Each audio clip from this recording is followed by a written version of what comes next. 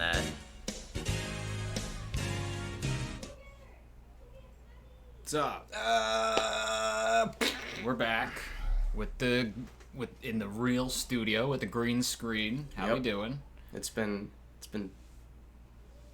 3 weeks since we've streamed here. That's a lie. I streamed here yesterday, but since we've streamed here together, cooperatively. Yeah. Yes. Now I'm really back from Canada. And now we're starting. And as a little present from Canada, I got you something. I like stuff.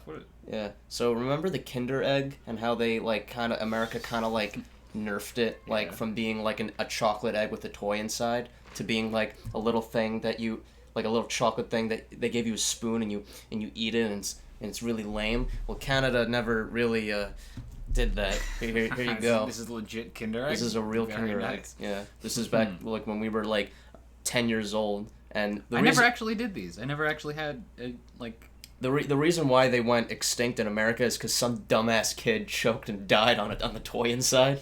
But Canada is a little smarter, so there you go. It's a chocolate egg and there's a toy inside. Very nice. Yeah. I'm gonna eat it and I'm gonna eat the toy. And that concludes Very Sexy Gaming forever. Thank you very much. I appreciate that. And I want to kiss you, but we're on stream. We're starting Kingdom Hearts 2 today. But we are prideful. Of those who have Pride during... Is it still Pride Month? I feel bad for not knowing. I think it is. But I don't know. It's June. Yeah. So yes. Okay. I wonder what determined why this month should be Pride Month. I don't know. It's a nice month for it. Summer month. What up, I Eat Rats? What up? I see you. So we're starting the second game today, Kingdom Hearts 2. But first... we're going to watch a recap of Chain of Memories, which is the game in between Kingdom Hearts 1 and Kingdom Hearts 2, because we don't feel like playing it, and my brother, young Joseph, felt like making an hour-long video explaining exactly what happens. Is it just Chain of Memories, or is it also 358 out of 7 days? That takes place after. Oh, wait, no, I'm sorry. That I think he goes into it in a different video, but it does take place before Kingdom Hearts 2. But for reasons that you'll understand, you can't see what happens in it until after Kingdom Hearts 2. There's spoiler characters and stuff. So this is just Chain of Memories. Yes. Also 358. You just said it. Also 358. Yeah, look, and it says it in the goddamn title. It's called Kingdom Hearts. I know you can't see because of the bit boss, but it says Kingdom Hearts 3, 358 Chains of Pain. I didn't even see that. Okay, so we're gonna go over some characters that are gonna be kind of spoilery for Kingdom Hearts 2, but. Not really. I'm basically going through the games the way I'm not allowed to go through my own. You guys are taking me through your designated path because I can only stand 3 Kingdom Hearts games. We're only playing on stream 1, 2, and 3. We just beat 1 last Friday. Mm-hmm. I killed Sephiroth. I killed the hooded guy. With just Strike Raid. It was really cool. His canonical name is unknown. This video is Recom and 358. Alright, and we're starting. Actually, I will put the link to this video in chat. Beautiful. So other people can watch it at your discretion. For the... I don't know how you're gonna do this for the highlights. This is probably not gonna be in the highlights because it's us just watching the video. No, yes. So for the full VOD of this, I'm gonna also put the link to Joey's video in the description because he initially made this for us. So it's kind of like a collaborative effort. If you wanna look at it like that. Shouts out to Joe. Ask your uncle. He worked.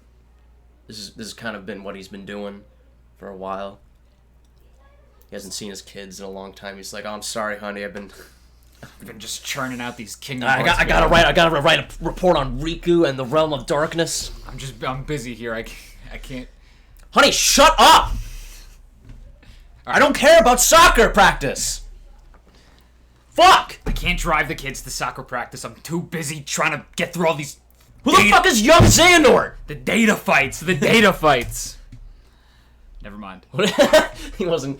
Alright, we're starting now. Hey guys, my name's Joe, also known as Joey, also known as Axelkin 2001. You may recognize me from... And, Or... I got something for diabetics. It's called a knuckle sandwich.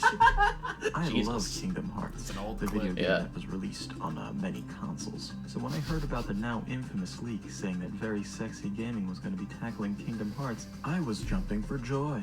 Being a master at the deep and meaningful lore of the series, I requested to make .mp4 files explaining the games that Josh and Luke were skipping. They said no. If I'm correct, this video will be seen after they're done with Kingdom Hearts 1. There's some post-game content that these idiots may or may not have done.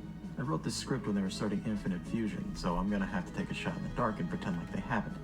Which is a shame, because there's a lot of good boss fights you could do.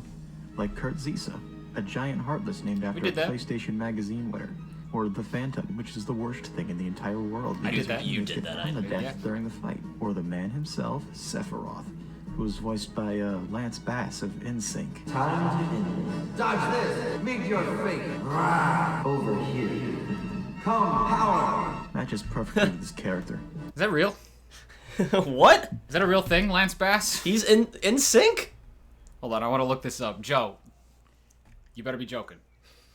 That's fucking beautiful. Also, the green screen's smaller, but somehow we both fit into frame. Yeah. I'm very proud of that. But All right, he'll tell us if it's real or not. I'm sure. Boring. was that the ultimate Seriously, weapon? no one cares about Sephiroth. In case you're wondering if this is an ironic statement, no, I recorded this before Sephiroth was announced for Smash, I don't know yet. But the one I want to bring the most attention to is this hooded fellow over here. His name is unknown, and he's simply labeled in the game as Enigmatic Man. He doesn't even have a voice, just disembodied text. He says some interesting stuff, though.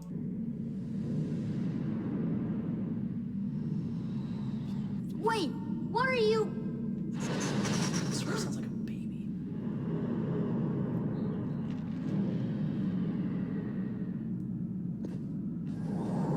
I did not know Sephiroth was Lance Bass. Wait, he said that he made this video before. Well, I know who isn't Sephiroth's invited to my conclusion. birthday party. After you beat this mysterious gentleman, he's all like, I've been to see you. You look a lot like him. But Sora's too busy using reused voice clips to question that. What's that supposed to mean? What's that supposed to mean? He teleports away. So at this point, you know everything there is to know. Sora and Donald are following Pluto to find Riku and King Mikey. Now's the part where I start filling you in. Okay, so here's how it's gonna work. I'm gonna have to do 2 videos. One for these next 2 games, and another for more games that come after the second. Likelihood is, this will be the shorter of the 2 videos. Even though shit's about to start going crazy around this point, it doesn't start going crazy until Birth by Sleep, which I'll be covering after you beat Kingdom Hearts 2. What we'll be going over first in today's lesson is Kingdom Hearts Chain of Memories. It was a Game Boy Advance game released in 2004. This rant has been done to death, so I'll make this quick. Imagine really liking the first game back in 2002 and really wanting to see what would come from that cliffhanger ending. And then your quote-unquote answers are given to you on a console you don't own. Thankfully, the game was Is that remade on the Monster PS2 in 2007 under the title Kingdom Hearts Re-Chain of Memories.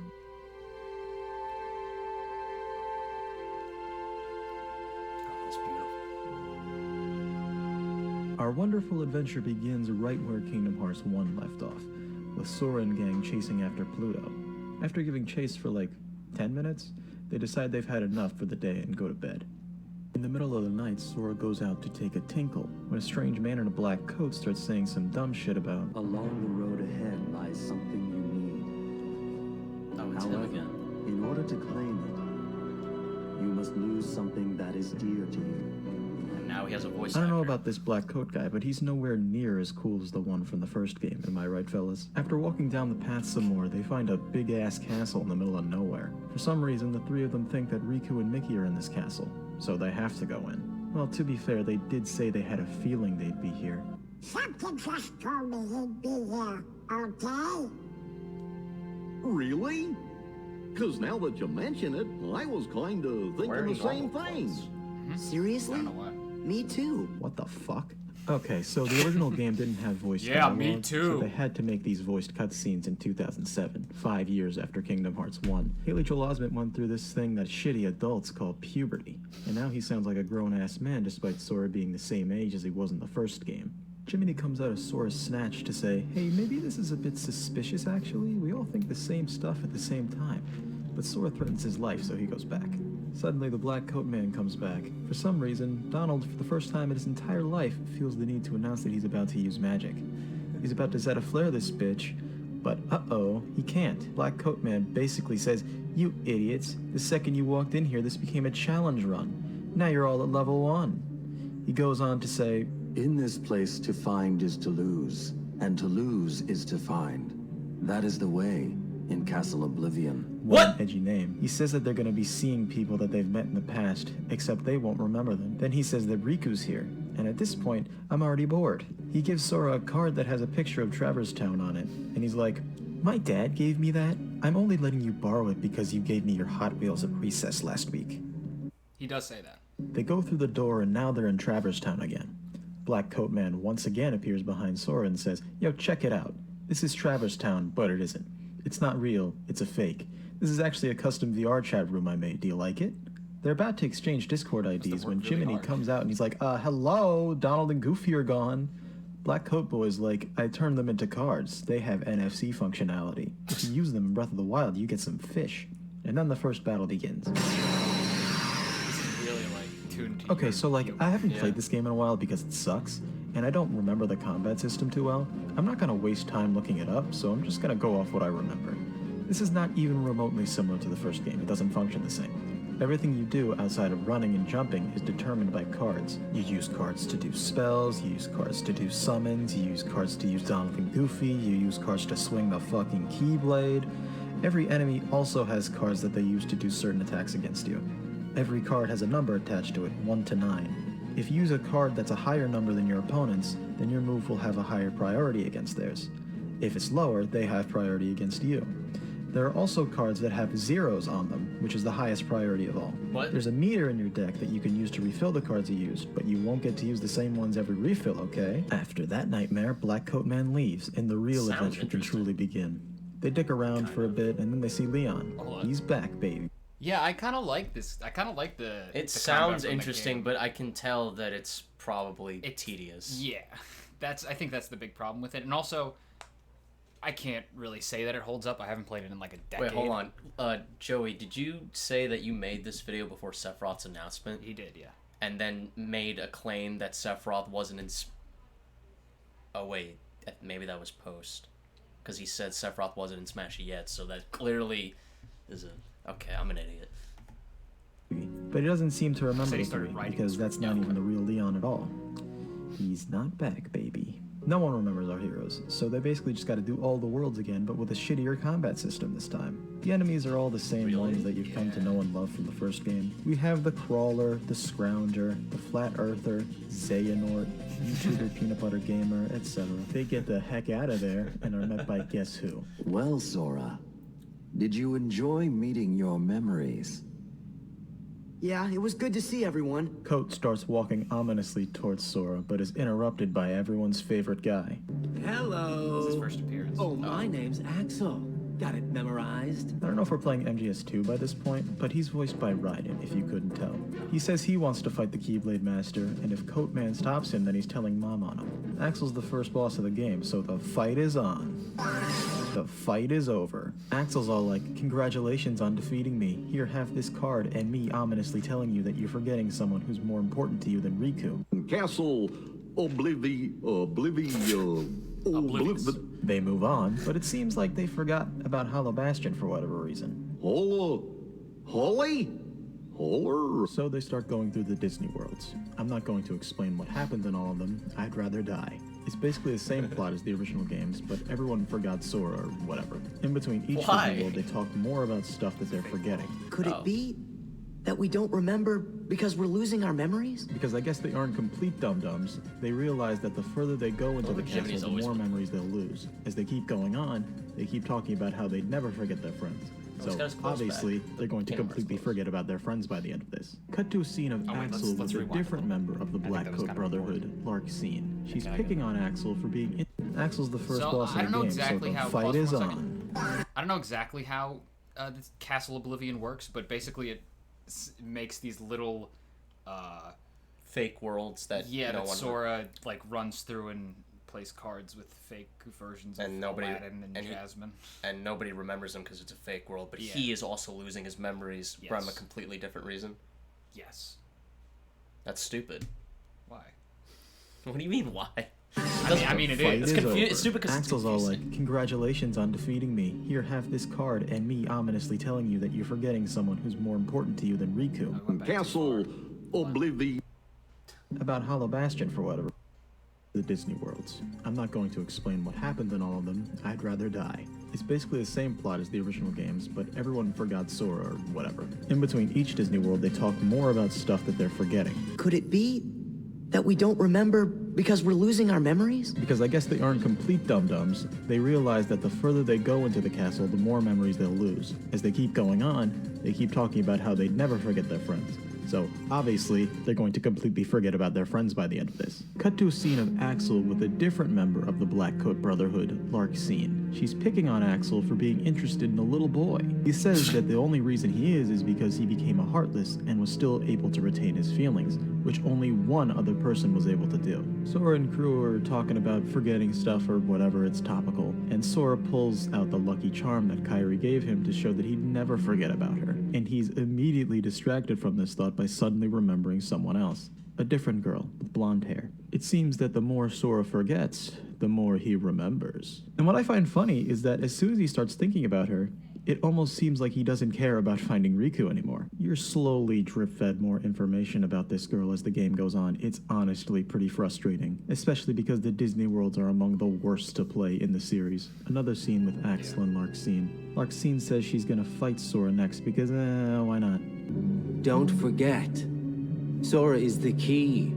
We need him if we're going to take over the organization. Take over the organization? Ooh, like a coup d'etat? Count me in. So she goes to Sora, says that the girl he's trying to remember is in this castle being held captive. Then she beats him up, and he drops a different Lucky Charm that isn't Kairi's. It must be the other girl's, eh, Luigi? Larxene is like verbally coaxing him into remembering her name, and it somehow works? Nah, meh.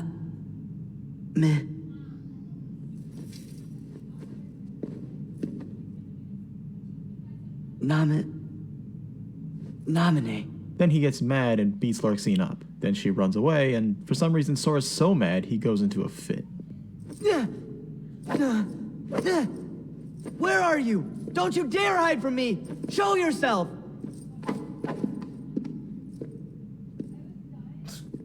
Back at Koopa's castle, Larxene comes back to Axel like, Whew. Throwing that battle wore me out. Yeah. Really?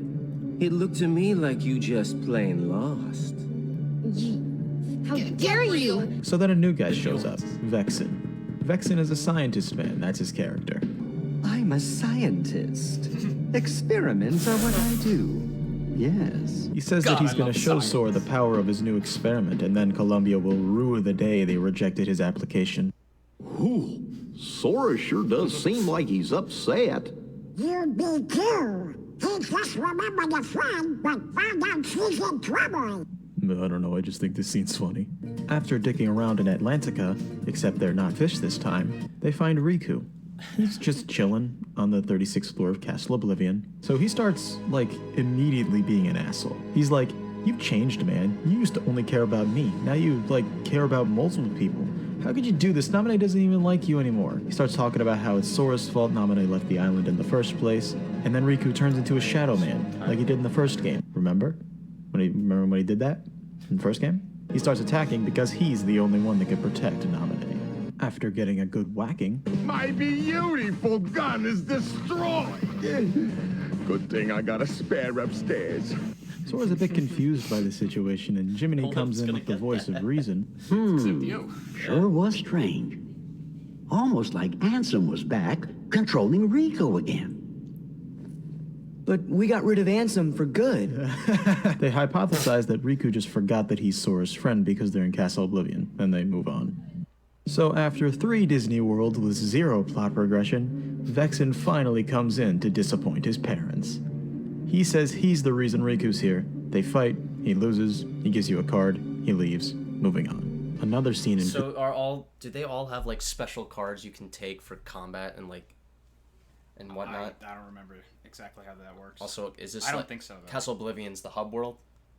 Castle Oblivion, kind of. It really only really only cutscenes happen in Castle Oblivion. The gameplay is in the fake Disney worlds. Right, but you go from Oblivion to the Disney worlds, I imagine, because you keep coming back to Castle Oblivion. Yeah, well, technically, it's all taking place inside of Castle Oblivion. Also, I know from just cutscenes of other games that Castle Oblivion is like a very important place.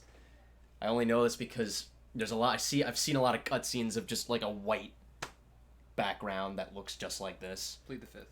Yeah. Okay. They fight, he loses, he gives you a card, he leaves, moving on. Another scene in Koopa's castle, this time with the new guy. Pink-hair boy tells Axel to kill Vexen because his fight was underwhelming at best, and also because he's a traitor or something. Welcome to Twilight Town. No, not that Twilight Town, silly. The worst one. They go through the town, seeing the beautiful sights, until they make it to a mansion that's somewhat out of the way. Sora says that this place is familiar to him as well, but it feels different than it does with remembering Naminé. This one feels realer. And then Vexen pops back up for round 2, baby. But first he says that the memories of this place lie on the other side of Sora's heart. Whatever the fuck that means. Just a slave to twisted memories. Yes, exactly like my Riku. My Riku. My Like precious your Riku. Riku? Worth nothing? What? Don't talk about him like you own him. Especially in front of me. Is that Naruto? Yeah. Sora beats the shit out of Vexen with the help of the Nine Tails power. Vexen's all like, If you continue to seek the girl Naminé, the shackles will tighten. You'll lose your heart and end up becoming Marluxia's pawn. but then Axel comes in and silences him. No, please don't. I don't want to. Goodbye. Also, quick note, Pink-hair boy is Marluxia, and he's the hooded guy from the beginning. They start talking about that coup from earlier. Is Marluxia. What? So Sora's a Heartless because of what happened. Sora was a Heartless. He got turned. He got his body back though. Yes. So he's got his heart and his body back somehow. Yeah. Somehow. Yeah. I don't. It's not fully explained. It's through the power of friendship. See, I wish I didn't know anything about these games beforehand because I know the names. I know that there's a Twilight Town. I know about Organization 13, but I don't know. They're just fragments. Like I'm going like I'm going through a fragmentary passage. Exactly. Yes. Well, this is Twilight Town. Right. That they're in Organization 13. I know some members are actually good. Kind of. You heard them say that they're going to try and take over the organization, right? And also they don't have feelings because they're nobodies. But I'm not supposed to know that yet. How do you know they don't have feelings? Because Axel just said how how did he retain his feelings after becoming a Heartless. That's what he said about Sora. See, I'm good detective work. I'm paying attention. Kingdom Hearts detective in the making. Goodbye. Also, quick note, Pink-hair boy is Marluxia, and he's the hooded guy from the beginning. They start talking about that coup from earlier, and say that Naminé is the key factor in all of it, saying that the memories of Sora for Naminé are less than real. Sora is encountered by Riku once again, and goes off on basically the same exact tangent. Oh, you don't like her, I do. Here's a charm she made me. But it turns out Naminé was a real homewrecker because Sora also has that same exact charm. That gives Riku a rare moment of clarity before snapping back into murder mode. You're the fake. Okay. So Bowser says kill him. Sora is now entering the realm of being an asshole. He's yelling at Donald, berating Goofy. He just straight up ate Jiminy. It's a bad time for everyone. So he runs ahead into Destiny Islands, the final world. Axel tells Naminé that she could escape if she wants because no one around currently is gonna stop her. So she escapes into the castle. On Destiny Islands, Sora meets up with Waka. Who's Marluxia and who's Naminé? Marluxia's the pink hair guy. Okay. And he was the one who appeared in the beginning of this game. And he was the secret boss in the first game. No. Well, you don't know. Okay. You don't know. It's unknown. But who's Naminé? We don't know. That girl with the blonde hair. Right, but what is she? Why is Sora remembering her in place of Carve? We don't know yet, right? No, we don't know yet. Okay. Elfie and Titus. Get a good luck because I'm pretty sure this is the last time we're seeing them, and they're not even real here. He struggles to remember their names, which at first I thought was a joke referencing their insignificance to the story, but it's because of Castle Oblivion. After kissing apparition Riku for a little bit, the island starts to act a little funny. Uh-oh, looks like Darkseid's back at it again.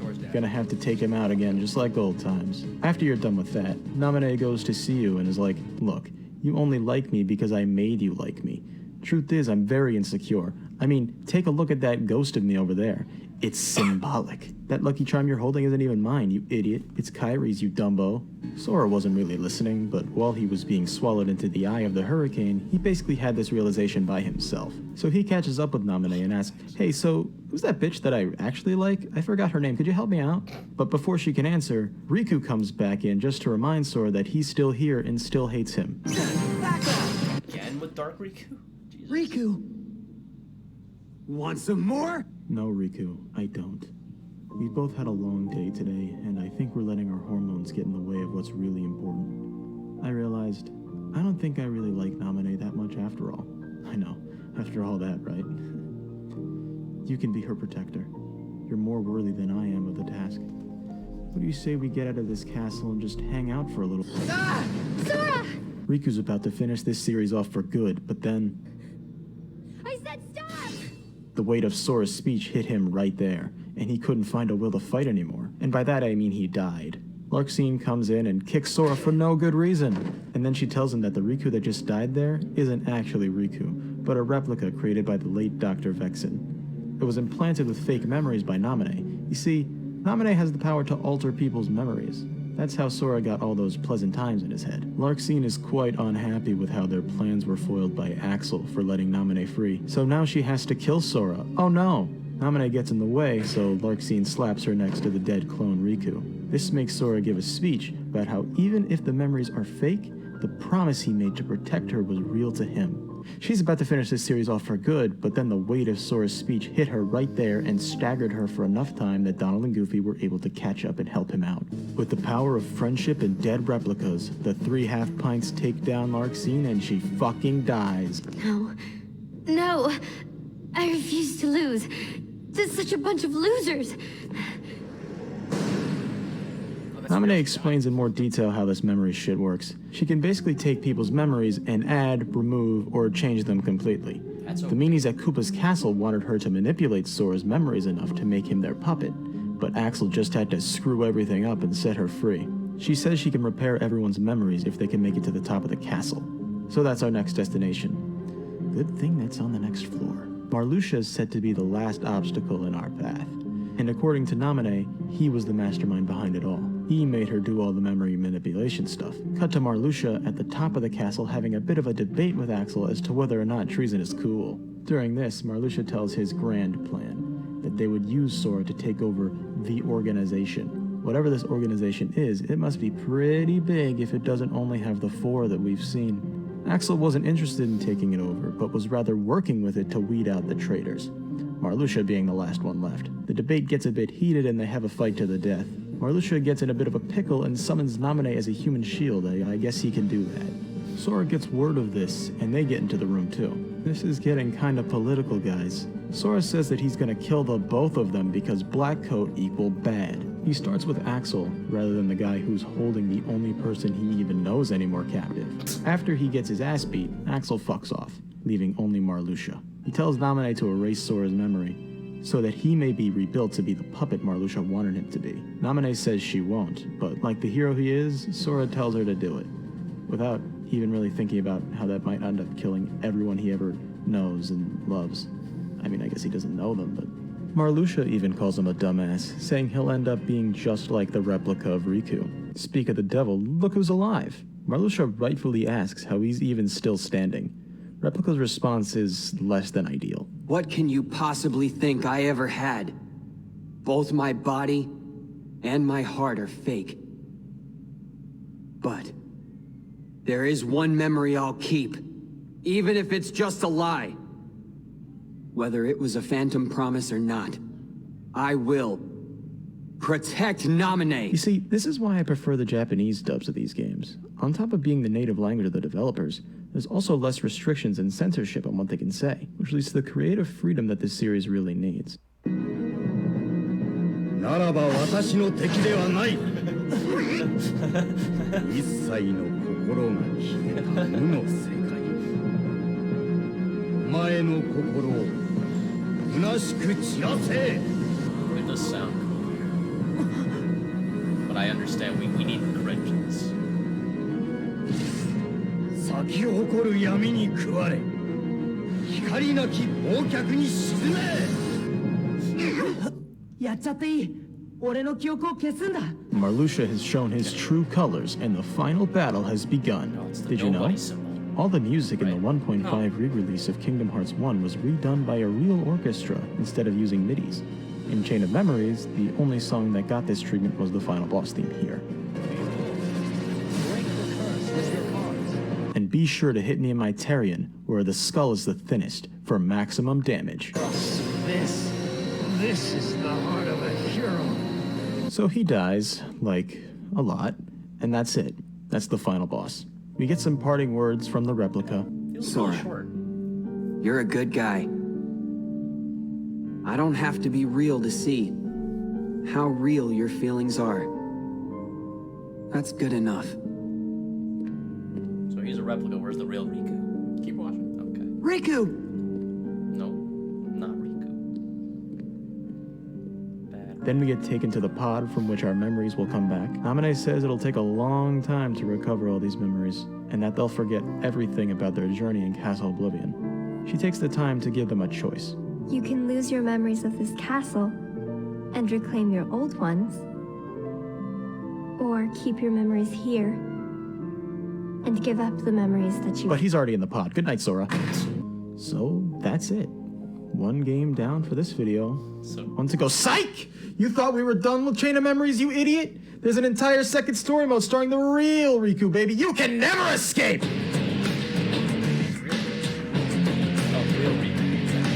The last we left off with Riku was when him and King Mickey sealed off the door to darkness. Now he seems to be floating around in the void, and King Mickey isn't there. A disembodied voice tells Riku that he's drifted off into a place between light and dark. A card is materialized in front of him, and he's told that he'll be given the ultimate challenge should he take it. Playing Kingdom Hearts Chain of Memories. Riku takes the card, and he's transported to a familiar-looking castle. I'll just add right now that this story starts in the middle of Sora's. The card leads to Hollow Bastion, and his journey begins. The gimmick here is that he's going through his memories, rather than redoing them. Riku walks around for a while, but he doesn't end up seeing anyone. The voice chimes in, saying, it's metaphorical of how you cast everyone in your life aside in the pursuit of darkness. That's why no one's here.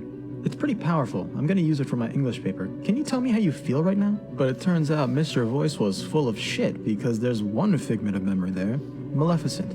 Riku's like, okay, I get the point already. I'm gonna be fighting the dark figures that I embraced in the past in an attempt to move on from that, right? And then Maleficent turns into a dragon again. After very easily winning that battle, Voice says, come on, man, the darkness is pretty cool. It'll get you laid, bro. There's this girl in the castle that I could hook you up with if you just give into the void. Stop resisting. Accept the darkness. You have no choice. Big A. If you are to serve me again. That's not Billy Zane. So, yeah, I guess he was asking too much for reprising his role, or his schedule is filled up. So, Ansem is now voiced by Richard Epcar, more well known for voicing Raiden in Mortal Kombat. This one is more aggressive sounding, but I guess it could be worse. If you're wondering how he's alive, well, that's easy. You see, Ansem was destroyed by Sora and co., but because he possessed Riku in order to appear in the first place, a piece of him still resides in his heart. But what confuses me is that he's not just an internal voice that Riku hears. He's around outside his body, and other people can see him later on. So, like, why does he even need Riku? Maybe he can appear only within, like, 500 feet of him? Like the opposite of a restraining order. Anyway, Ansem slaps Riku around for a little while, but everyone's favorite little mouse comes in to save the day. That's right, Stuart Little. I'm just goofing around, it's Mickey. He also appears as a little Riku phantom. So, did Mickey die and possess Riku too? Or whatever, Ansem fucks off after giving Riku a little bit of non-consensual darkness. Cut to another cutscene with the organization, and this time we're introduced to two new guys, along with Vexen. Big one's Lexius, little one's Zexion. All that's really said here is that Zexion senses Riku's presence. Riku's taken a stroll around Castle Oblivion when he suddenly smells something familiar. What's that scent? It's so familiar. Darkness. It's the smell of darkness. I wonder if it tastes good. Anyway, he smells it because it's coming from him. Mickey shows back up to comfort him, this time being a ghost. Apparently he's sending his power over to the castle to project himself in front of Riku. He says a bunch of, "Light's epic, don't give in to the dark," and leaves. Vexen says he likes Riku more than Sora because, I mean, have you seen those pants? And so he teleports to meet him. All he really says is that his leader is half handsome, half not handsome. So there's a bit of lore for you. And then they fight. Vexen says during the clash, well, wait a minute, I've got an idea. BRB, I'm finna make a clone of you, and teleports away. Lexius and Zexion seem to be the least problematic ones here. They're just chilling in the basement of the castle, not doing anything except coming up with ways to not be involved. I like that. While Riku's looking for a bathroom, the newly created replica appears and picks a fight with the real thing, cause why not? And you know what? I just realized that the replica wields a Keyblade. Why didn't they make a clone of Sora instead of trying to manipulate his memories? I mean, Sora fought organization members like 20 times. You'd think that'd be enough data to make a clone. Vexen only needed to fight Riku once, and a clone was fully finished 2 scenes later. That's true. Better yet, just use the Riku replica you already have as a puppet. He already uses darkness. You need to teach Sora to use it. I should be a writer for this shit. Anyway, they beat each other up and the replica runs off. He summons Riku Mickey, chases like, after him but gets distracted by Ansem being funny. It's the same spiel, except the darkness. No. Okay, love you, bye. Time to do some more Disney Worlds. In the meantime, Axel, Larxene, and Vexen are having a chat about testing Sora by using the replica, and they decide that they're going to reset his memory so that he believes he's the real Riku, in order to make it a more authentic experience so they get a good score on Metacritic. Replica speaks up. If I can make an objection to that, I feel the better way to test Sora is if I retain the memories of both the real me and the fake me that I am right now. That way I could utilize the darkness a bit more liberally, which Sora is used to through fighting the real one back in Halabasta.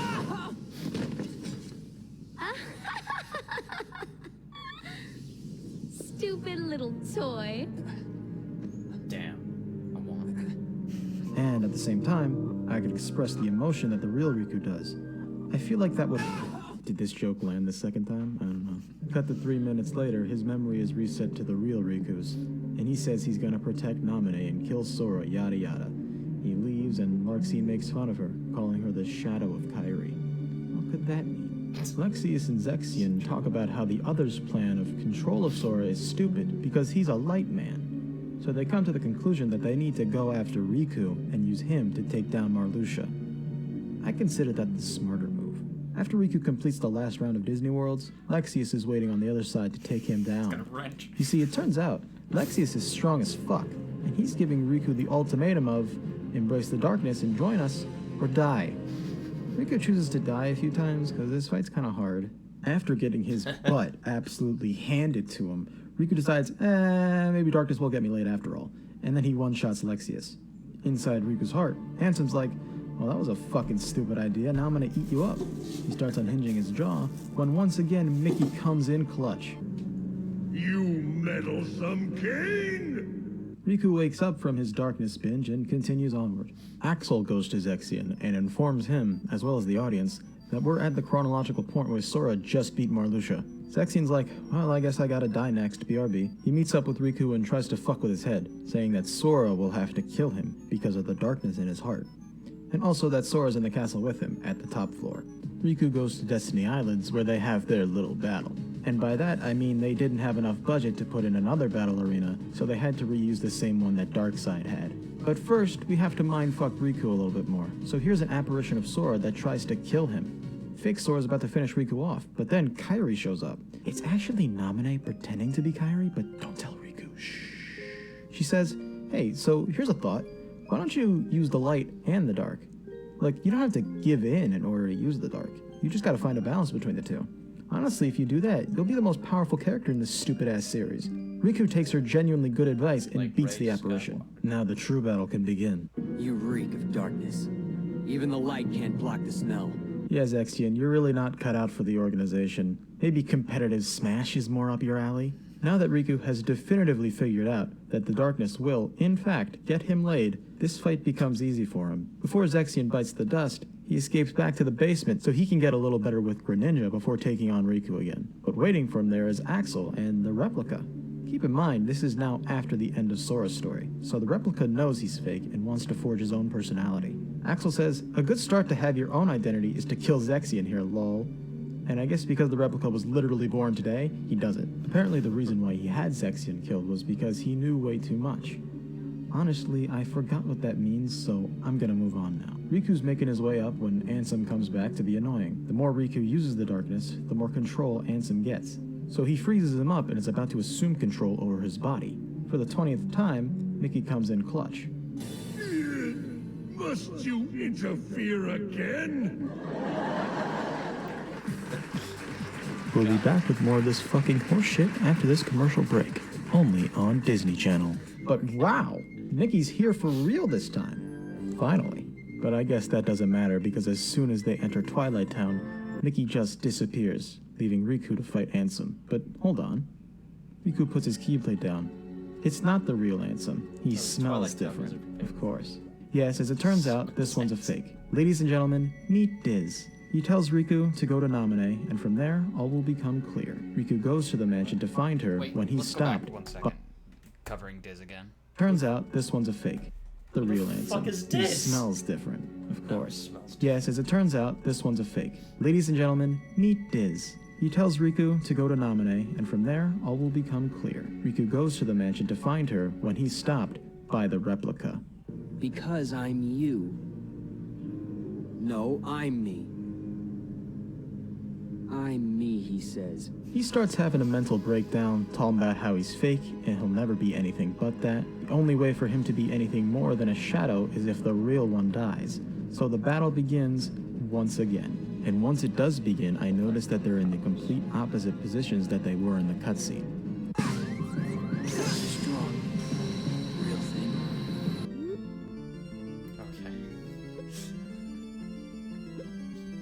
The battle is won, and it's time for the replica to go. Poor guy. Riku goes into the mansion to find Namine, and finds her, along with Sora. Namine explains everything, so I don't have to. He's then given a choice of his own, that choice being whether to get into a pod of his own, and forget all memories of Ansem and darkness, so that he could be rid of darkness, or not doing that. Figures. Sora always did as he pleased. Whatever we'd be doing together, he'd find a way to slack off. Even trying to leave the islands. I did all the work on the raft by myself. Bullshit. Okay. That's it. When this slacker wakes up, I'll tell him off. I told him to take care of Kairi, and here he is just taking a nap. But I can't chew him out like he deserves if I've been asleep. He ends up choosing to stay awake and fight Ansem himself. He also says that he knew it was Namine at Destiny Islands and not Kairi. When'd you know? I knew when I met you. You and Kairi smell the same. Gross. Yeah, okay.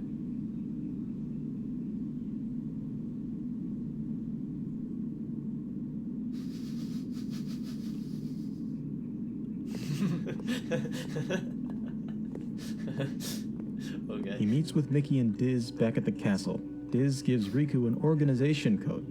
Apparently it wards off darkness, so that's pretty useful. But now it's time for the final battle. But I do need a favor. If Ansem is the victor, he's going to enslave me. If that happens, use your powers to destroy... Of course! I'll be right there to save you. Huh? No, that's not it. I want you to destroy... No way! No matter what happens... Please kill me. I smell you, Ansem. Who writes this shit? Why do you accept the darkness, but still refuse me? Why would you break up with me and date Brad? He's way worse. You know you and I are similar. We both follow where the darkness leads. Indeed, we are the same. So why? It's making it sound like everyone who has darkness in their hearts are friends. So the fight begins. And there's really nothing to say about it, so Riku wins. Why do you refuse the darkness? Come, Guardian! Ansem says he'll never be fully extinguished and will return one day, and then he disappears. Riku and Mickey walk out of the castle with the black coats on, and I wish I still had the soul to laugh at this. And that, finally, is the end of Chain of Memories. Fuck, I completely forgot I have to go over another one.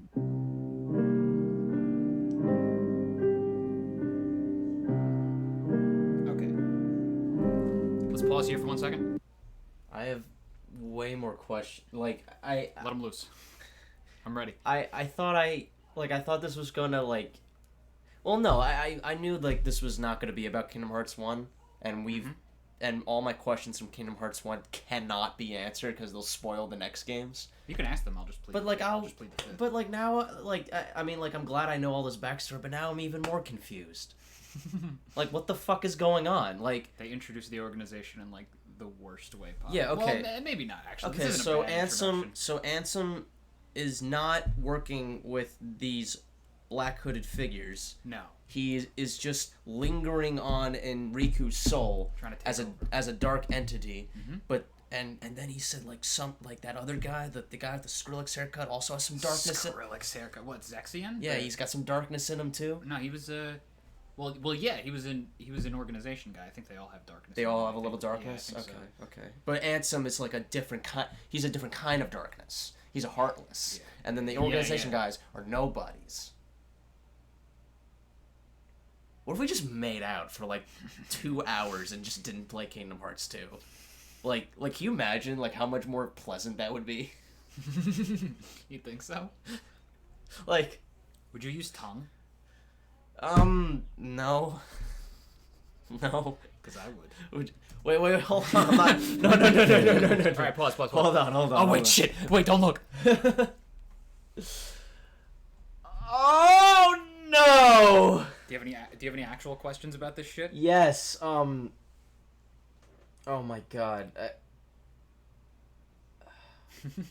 Give me a second. Castle Oblivion. Castle Oblivion is important. That's where organization. Don't slam on the desk. It's where Organization 13 is. That place. Pleading the fifth on that. That's where they are. They like. I guess they. How did Goofy bring them there? I mean, not Goofy. Why did Pluto bring them there? That's a good question. Is Pluto an arbiter of darkness? He had in the first cutscene for Recom and also the last cutscene for Kingdom Hearts 1, there's Pluto running with like the letter in his mouth, leading them towards Castle Oblivion potentially. Yes. That's what's implied. I guess is the letter from Mickey? Is he the one that led them to Castle Oblivion? Maybe. Was it just coincidence? Did the organization try to lure them? Mickey has some level of omniscience, probably. Like he knows what's going on, and but he needs Riku and Sora's help. Okay. I actually only have two questions. Who gave Riku the card in the first? It must have been Ansem, right? Riku was already to lure him into Castle Oblivion because he was in the Realm of Darkness and then just got teleported into Castle Oblivion. Oh yeah, I thought the Castle of Oblivion was in the Realm of Darkness. They don't say that explicitly, but I don't think it is. I think it's its own thing. Okay. So the organization the thing I was really confused about is the treachery. Mm-hmm. They said that they wanted to take over the organization. Axel and Larxene. No, all of them in the beginning, and then Axel. Okay, there was Axel. Hold on, wait 1 second. Larxene, Vexen, Marluxia, and then the Skrillex guy, and then the guy with the wrench. Zexius and Lexion. Okay, that's 6 out of the 13 members of Organization 13 because I know. These 6, or at least 4 of them, wanted to start. I know there's 13 members. These 6? These 6, or at least like 3 or 4 of them, wanted to start a coup against the rest of the organization. Okay. Axel was there undercover to find out who the traitors were and kill them, and that's what he did. And it turned out the traitors were the Doctor. Yes. Marluxia, who was the final boss. Yes. Oh, is this game? Have you played this game? I've played. Yeah. Is it short? It seems short. But we also the individual campaigns are, but also in total it takes about 5 hours or so. That's really short for an RPG of any kind. That's really short. I just imagine that It might be longer. the Disney It depends on the worlds. difficulty. Because we didn't go over the Disney worlds because they mean nothing. From what I remember, it's the same plot, but throughout the entirety of it, Sora's going like, Aladdin, why don't you remember me? And Aladdin's like, who the fuck is this guy? It's basically the only difference from what I. Sorry, Al, I don't remember this guy. What's your third wish? You want a bigger cock? So Axel is undercover. Let's just pretend that I don't know what happens to Axel, because I know he ends up good. Because I'm getting lightheaded. Hold on. Okay, so there's some water. That's a good idea.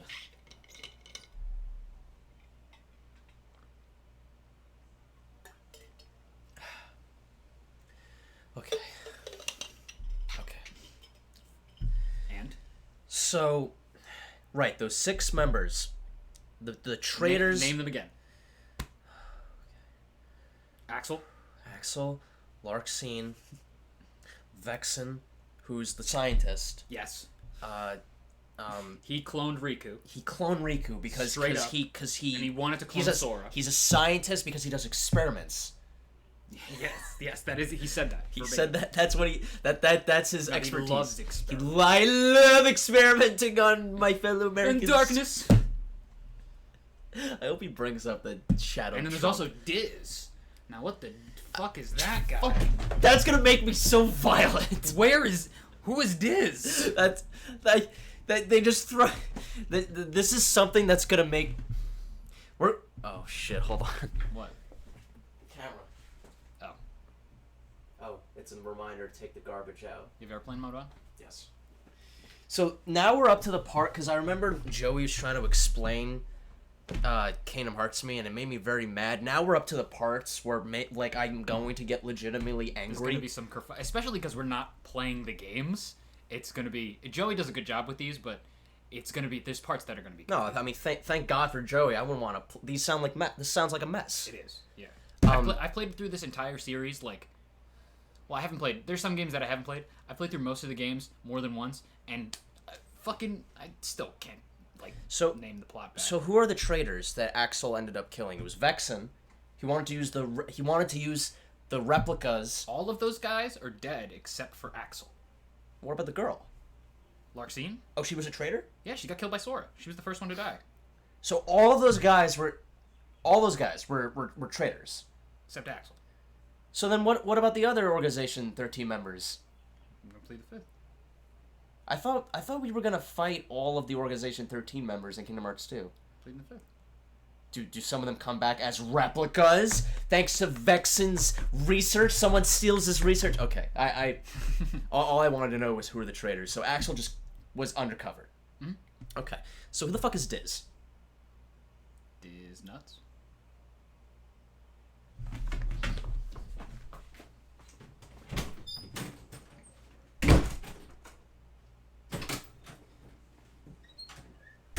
Watching America's Next Top Model. I don't know what I can bear more, that or this. 358. This is going to be even more confusing, by the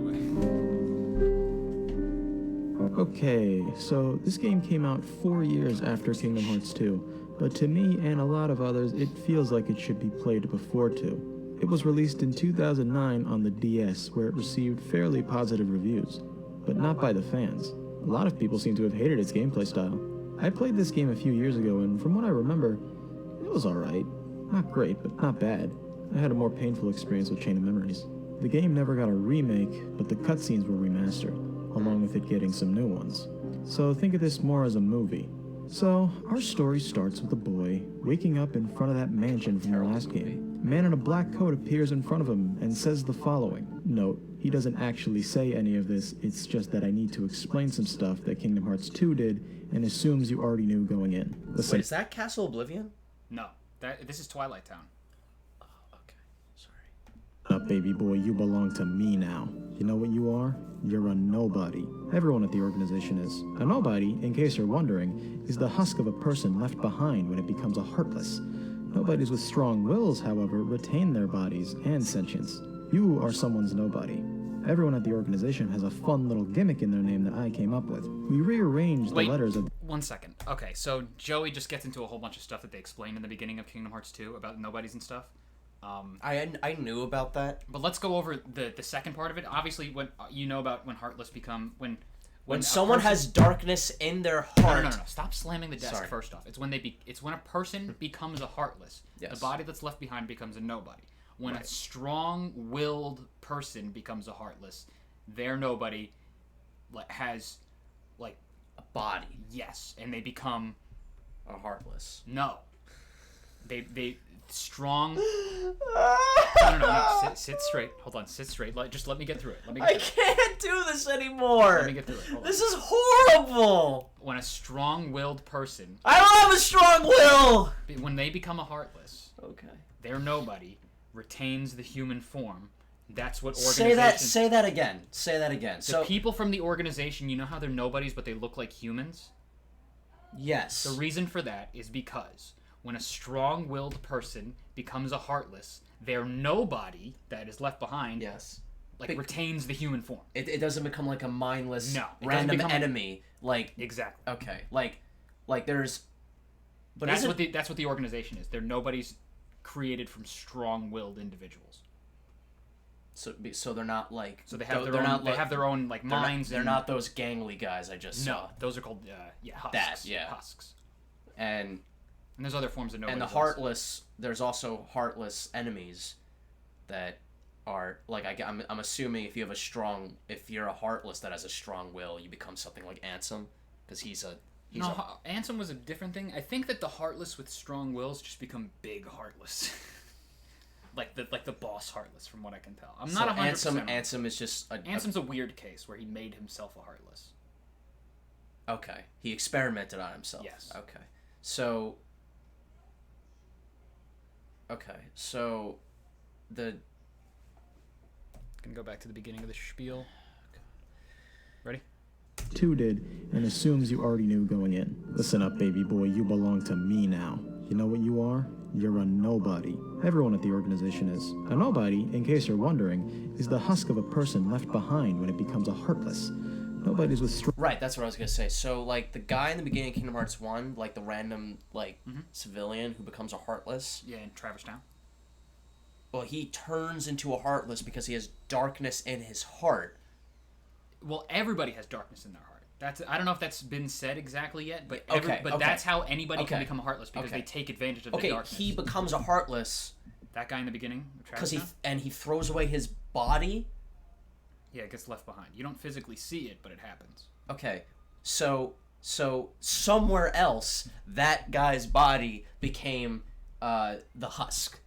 Yes, a husk. Yes. A husk. So when someone is overflowing with darkness, their body splits into two. One becoming a nobody, and the other part becoming a Heartless. Not when their heart is overflowing with darkness. Just when they become a Heartless. When they become a Heartless. Yeah. Which isn't that usually when their heart is full of darkness? Like more than usual. Yeah, more. I know. Everyone has darkness. I'm saying more than usual. When someone has an surplus amount of darkness in their heart, they become a Heartless, and they lose their body, and the body they leave behind becomes a husk. But if they have a strong will, they become something like a member of Organization 13, or this boy that we see right now. Do you know who that boy is? You have a suspicion? It looks like Ventus. I don't fucking know. Press play. But am I on board? Yeah. Okay. Yeah. But Ansem is a different case. He's a Heartless by experimenting on Heartless. Okay. Strong wills, however, retain their bodies and sentience. You are someone's nobody. Everyone at the organization has a fun little gimmick in their name that I came up with. We rearranged the letters of the original somebody's name and put an X in it. For instance, my good friend Lorax. If Arlo found out I was hanging out with his nobody again, he'd kill me. As for you, your somebody's name was... That's good. Sora. So we're gonna rearrange that so it says Oras, which of course stands for Omega Ruby Alpha Sapphire. Oh no, actually, swap the R and the O. I got it. Roxas. Welcome to Organization 13, Roxas. Pretty bad timing, as they just got another new member right after that, making 14 members of Organization 13. They're not going to change the name, though. They'll die on the 13th hill. Some of these members are quite the characters. Good thing I got Jiminy's journal right here, so I can give you the skinny on them. Syax. He carries around the screams of his family, and a mean right hook. Axel. Fire. Uh-oh. Ouch, ouch, hot, hot, hot. Demix. Doesn't believe in vaccines or women, only the flow of the beat. Vexian. This guy could really use a shower. I could smell him from here. Zigbar. I'd be careful of this one. He doesn't really look like someone you want to have your back turned to. Luxord, or Luxord. A gambler? Keep him away from me. I already lost my house and my family to the cards. Roxas has only just joined, and our newest member is named Shion. Neither of them talk much because they're both mentally babies. I mean that literally. Axel's trying to get Roxas to loosen up a bit by taking him to the top of a very tall building and sitting on the edge eating ice cream. It seems they need Roxas as a member because he can wield a Keyblade. They, for some reason, need the Keyblade to be used to kill Heartless. Any other weapon does the job, but it's no good for their greater goals. So Roxas is doing missions for a long time. That's kind of important information. Just remember that. They need to destroy Heartless using a Keyblade. Wait, why? For their why do grand nobody? goals. Why do nobodies care about Heartless? They, for some reason, need the Keyblade. I'm pleading the fifth. Okay, I'm guessing. But just remember that information. I'm guessing not all entities of darkness are on the same side. Well, they have their own beings. They have their own sentience, so they have their own agenda. Not all beings of darkness are on the same side. Sure, yeah. Okay. So just because he is a strong nobody, he was recruited by Organization 13 to join them. So it seems, yeah. If he was just a husk, they wouldn't care. Probably not. Okay. They still use husks. Yeah. I imagine as like henchmen or something. Okay. No, I like that he was just born and now he's sitting on a throne. Yeah. Like that's what I wanted to like. Well, if you saw, they all were all of the orcs. Right. No, that's like their meeting room. Yeah, I've seen that like area a lot. Like there's just a lot of fucking. It's a lot of fucking. Like the different chairs, like they're sitting in them, and it's like they're all different heights depending on like their rank or something. I'd imagine. Yeah. I've seen that. I've seen that a lot because I've seen cutscenes, but they're fragments. Dusk, not husk. Oh. Dusk. Oh, yeah, I guess. Keyblade to be used to kill Heartless. Any other weapon does the job, but it's no good for their greater goals. So Roxas is doing missions for a long time, all of them being about killing Heartless, and always eating ice cream with Axel after. After about 20 days, Axel says he's not going to be able to do ice cream related shit for a while, because him and some other members are going to be heading to a castle. Sound familiar? Yeah, so this game starts before the events of Chain of Memories. Sora's still chasing after Riku and Mickey at this point. In case you might be wondering how Sora has a nobody, it's because of when he stabbed himself and became a Heartless at Hollow Bastion. Worst bachelor party I've ever been to. At this point, Axel's told by Syax that I figured that's what was gonna happen when he became a Heartless. He would have a sentient nobody. And then when he got his body back, what then became of Rock? Normally Heartless don't become humans again. But that's the thing. Sora seems to be the only Heartless that went back to being a human, so his nobody is just in nobody's land, you know? So when that happened, well, in the beginning of this game, does the beginning of this game start when Sora did that? Yes, when Roxas was like outside of Twilight Town, outside of that tower, and somebody came to him and gave him his name. I think that's when Sora committed I think so. Sudoku. Yeah. But did he just? But didn't you say like he just reformed his own body? He gave himself a new body after getting his heart back. Yeah, because technically Roxas is his body. But so Sora just made himself a new one through the power of friendship or something. Yeah. Okay. I just wanted that to be clear. Like that's like it. I'm no stranger to unexplained like MacGuffins. You know, like I understand. I just wanted to like. Yeah, that's as much. Like I ate a muffin and then the muffin I ate a muffin that was on a table, but it went back on that table because I regurgitated it and it was perfectly like. It still became. There's no bile or anything on no, it? Okay. No, but it's miraculous. But yeah, right. It's just unexplained. You know, like it's that kind of. I'm talking like that's my example of this. Like I'm just threw it back up and it's perfectly dry somehow. But it's not. You don't question it. You're just like, okay, that's how that happened. Exactly. Okay. Yes. That was a weird. Thank you, but it worked. Yeah, sure. That there's traitors among the gang going to Castle Oblivion. At this point, Axel's told by Syax that there's traitors among the gang going to Castle Oblivion. In Axel's absence, they're now having Roxas go on missions with Shion, which is just a great idea, having the two least experienced people in the organization go on missions together. During these missions, some important dialogue comes out. Roxas. Huh? Shion? Roxas is your name. Yeah. Is that Sora's Eventually, they both figure out that it's Jesse Shion can McCartney's also use the Keyblade, and she one-shot Darkseid. Pretty good. You earned the icing on the cake. Huh? Come on, I'll show you. Roxas, don't do it, man. No. So he takes her to the scary tall building to eat ice cream. And it's here that I noticed that they're just biting into the ice cream, right out of the package. So I'm ending the video here. Goodbye. Did they leave? Finally, I'm alone. Now for the icing on the cake. So Axel shows back up like 50 days later. I'm pretty sure the events of Chain of Memories were like one day. They eat ice cream together. Once he reports back to the organization, he reports that Naminé has gone missing and he doesn't know how. We all know it was because of him, but don't tell Xehanort. Syax basically implies that he sent everyone that he wanted dead to Castle Oblivion. So, you know, he's a dingus. Roxas, Axel, and who Shion. wanted them dead? Syax, I think it's Syax sent everyone he wanted dead to Castle Oblivion, except. Does that also include Axel? I think he sent Axel to kill them. Okay. Because of him, but don't tell Xehanort. Syax basically implies that he sent everyone that he wanted dead to Castle Oblivion. So, you know, he's a dingus. Roxas, He just Axel, said and it. Shion go on a mission together, and it goes really good. After the intense battle, they go to the usual spot for some more ice cream. Axel says that all the nobodies from the organization remember their lives when they were human, but Roxas and Shion don't have memories. Syax comes back for more and tells Axel he needs to go back to Castle Oblivion to uncover all of its secrets. And then he says that the castle is where Shion was born. He then further elaborates on how he basically facilitated all the other members at the castle to be killed. There's a weird tension going on between the two of them, as if they had some sort of past. Okay, so I'm going through this plot kind of fast, and it's all over the place thus far, because the nature of the plot is very repetitive. Almost every single day ends with a cutscene of them talking while eating ice cream.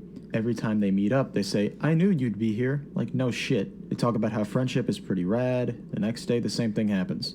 It's really every 10 days or so that something plot important happens, and it's given to you in pretty short cutscenes. This kind of formula works pretty well with a DS game, but translate that into a near 3-hour movie, and it's painful.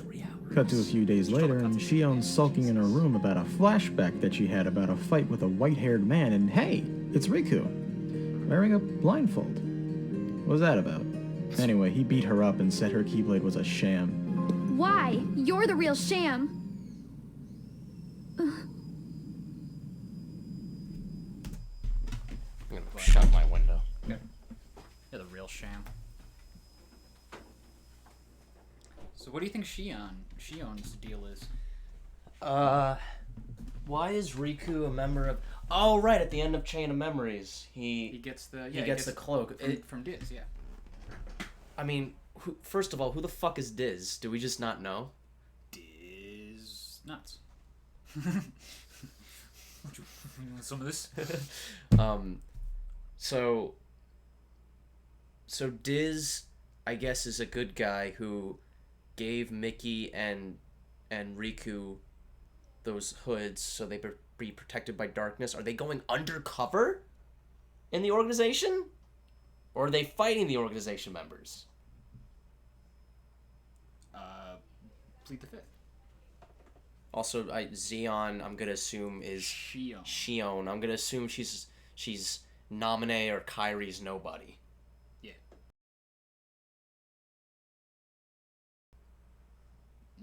No, besides the fact that she's she can alter memories. She's a magical we don't Kyrie lookalike. We don't know her relation to Kyrie, right. But I'm gonna assume that Shion is the nobody of Kyrie or Naminé. I'm gonna assume Naminé because Kyrie has never been darkified. Wait, but she did lose her heart at one point. True. I don't know specifically that she became a Heartless though. Okay. But well, if she didn't become a Heartless... she did, in fact, lose her heart at one point. Okay, she didn't become a Heartless, but could she still have a nobody? She didn't lose her body. She lost her heart. She potentially could still have a nobody, yeah. Okay, but she lost her heart. Wouldn't that make her a Heartless? Because she's lost her heart? No. Well, fuck you. Here's the... Fuck you. No, you know what a Heartless is. It's not when you lose your heart. Yeah, of course. We've gone over this, unfortunately. Why does he have a blindfold? Fair enough. You could say I am the biggest nobody of them all. Fuck off.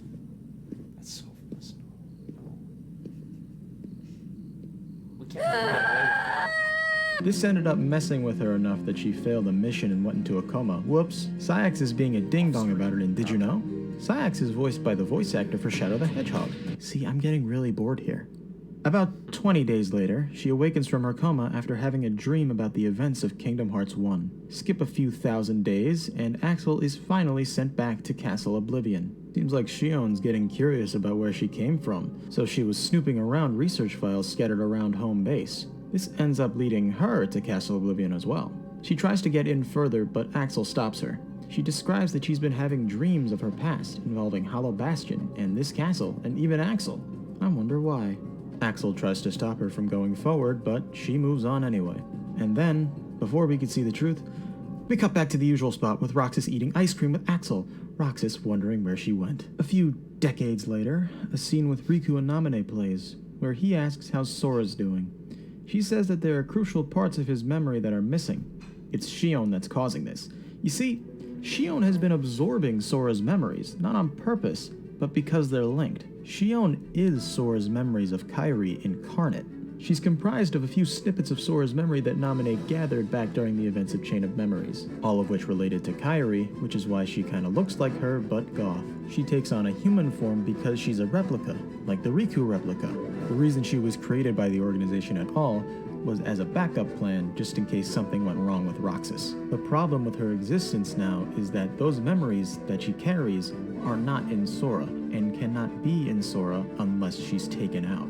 And on top of that, they also kind of need Roxas to not be in the picture because he's also required for Sora to come back. You see, when one of those nobodies that has a strong will, so has a body of their own like the organization, dies, they go back to being the way that they were before.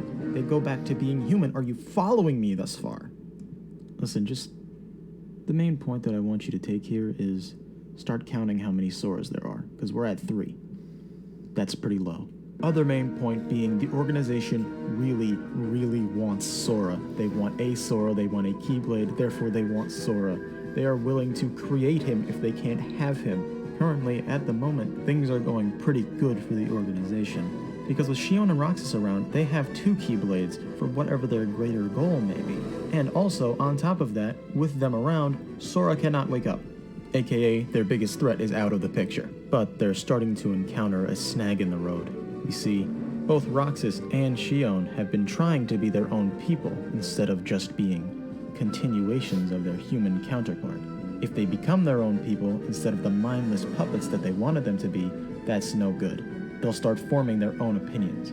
So it's likely that soon, the organization will destroy one, if not both of them. This would bring Sora back, which, unfortunately, that's what Diz wants. He wants Sora back on the ground badly.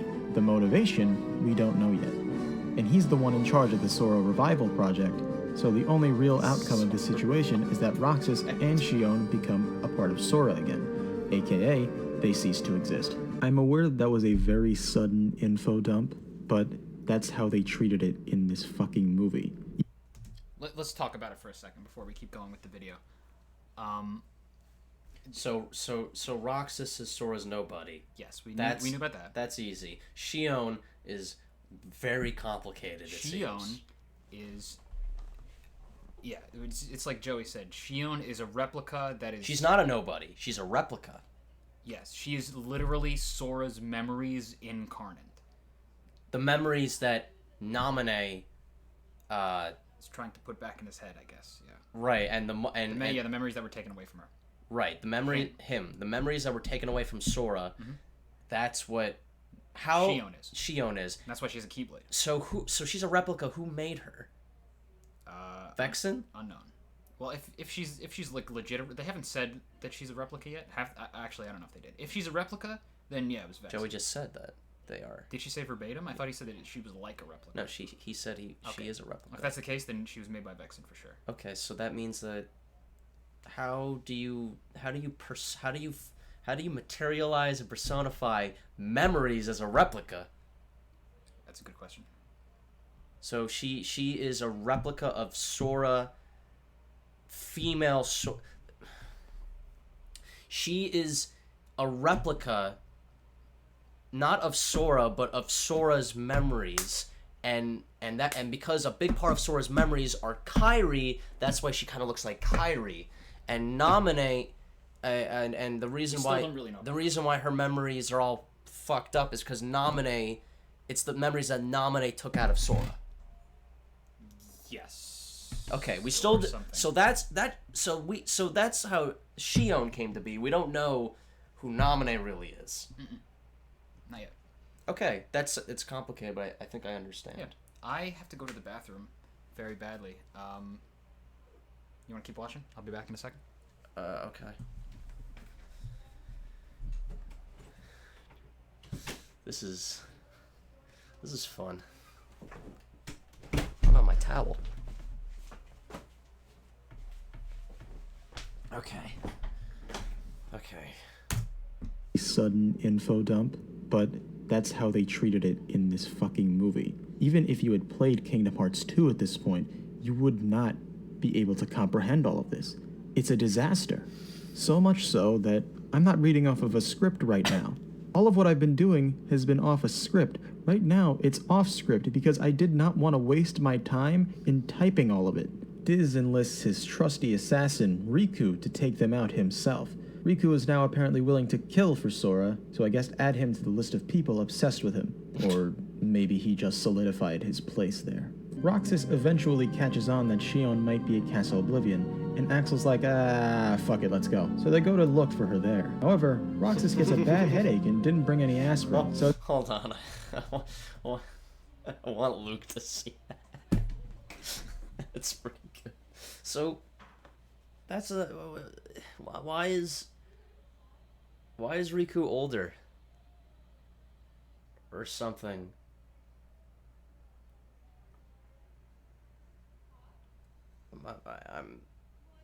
I'm zonking out here, dude. Like, this is...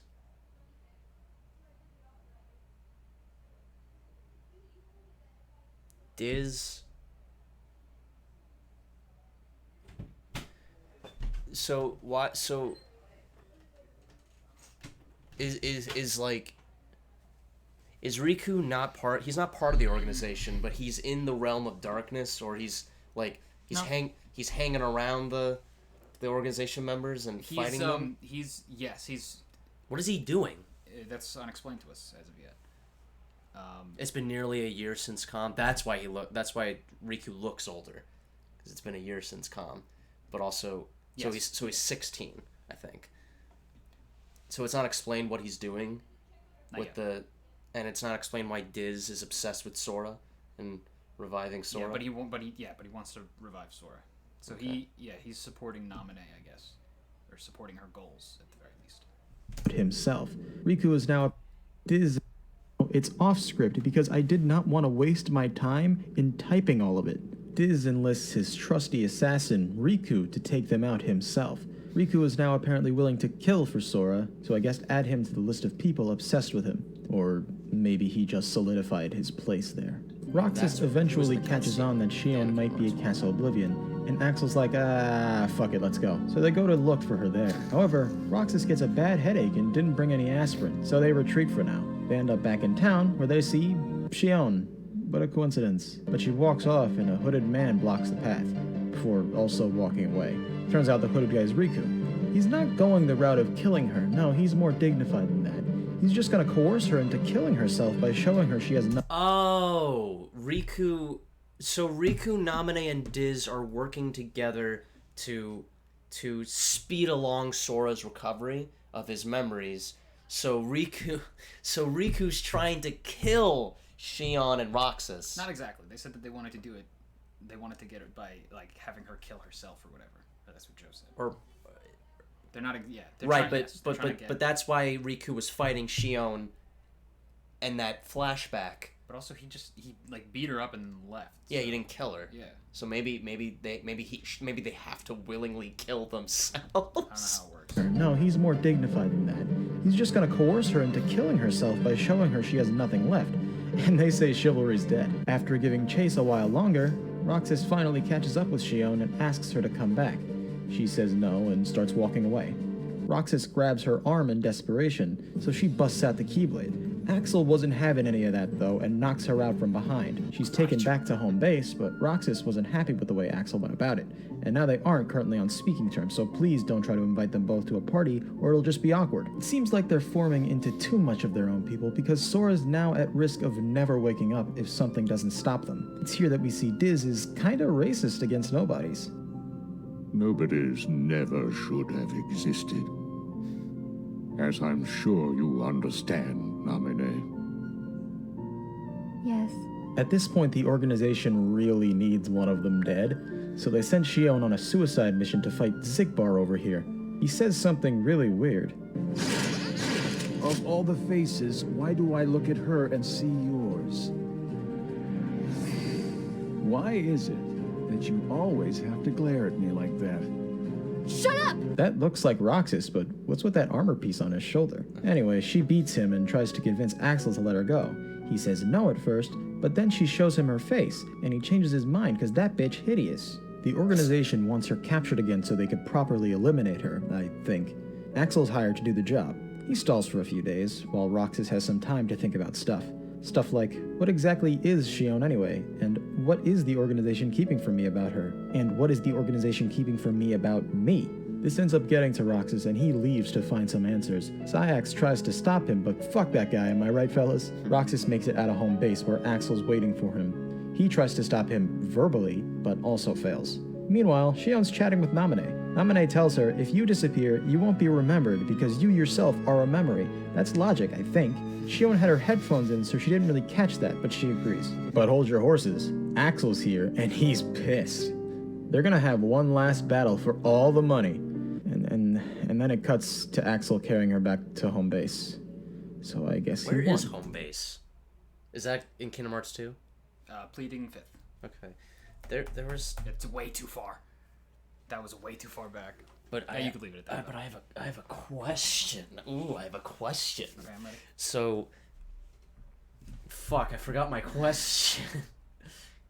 Way too far back. Why does... No, there was something he said about... Nobodies never should have existed.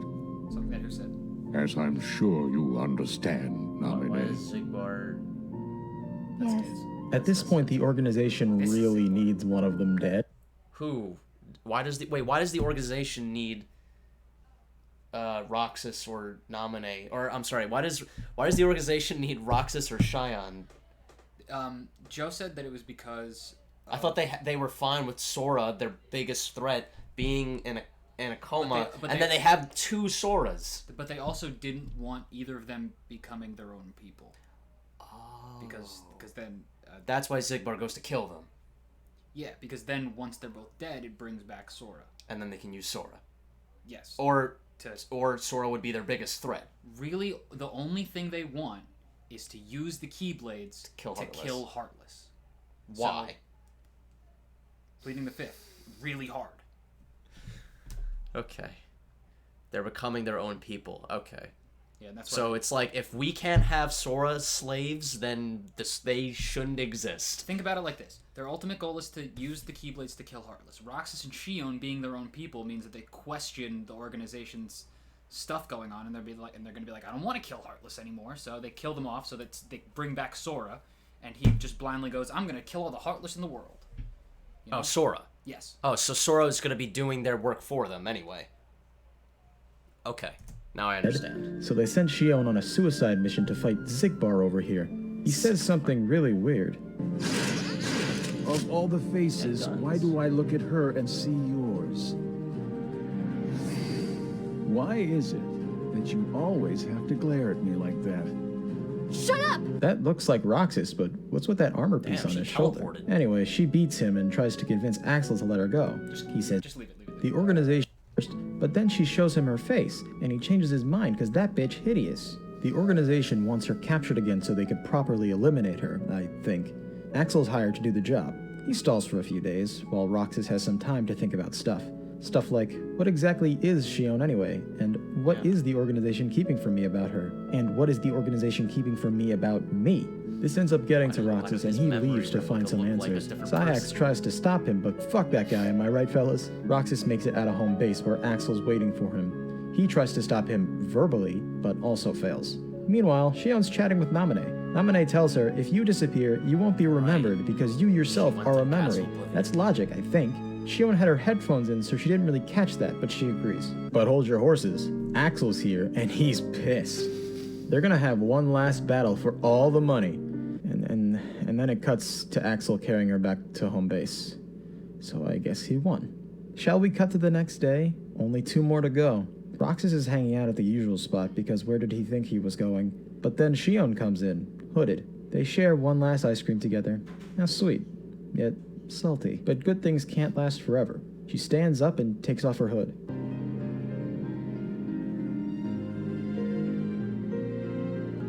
Roxas?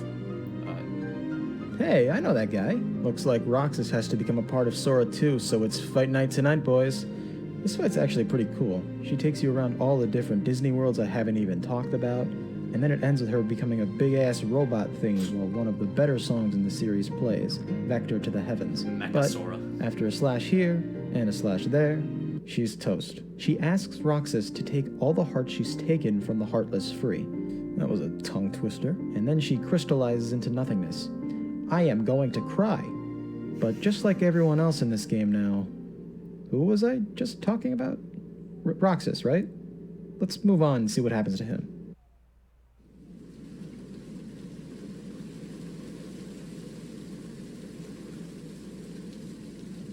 Roxas is walking through downtown New York, seeing if he can maybe mug some poor fool. They never suspect the nobodies. Suddenly, he's surrounded by Heartless. Looks like he's the one getting mugged. But don't worry, it seems the memories of Shion were weighing him down because now he has 2 Keyblades, baby! You remember these? Riku watches that all go down, but little did Roxas know he was the leader of that gang of Heartless, so now he's out for blood. So now for the question that the fans have been asking for years. Who would win in a fight, Riku or Roxas? Surprisingly enough, it would be Roxas, if Riku wasn't a cheating little bitch. He takes off his blindfold and becomes Ansem. What a sore loser. If he can't win, nobody does. Anyway, he knocks Roxas out cold after that. Diz shows up to claim the bounty and drag him back to his secret lab. Once they arrive, Diz uses his technological prowess to transport Roxas somewhere. We don't know yet. When Riku asks where Roxas was sent, Diz responds, well...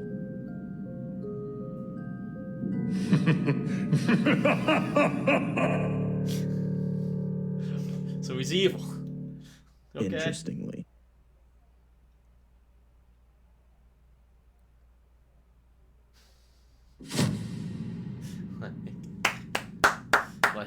It's like the end of a Marvel movie.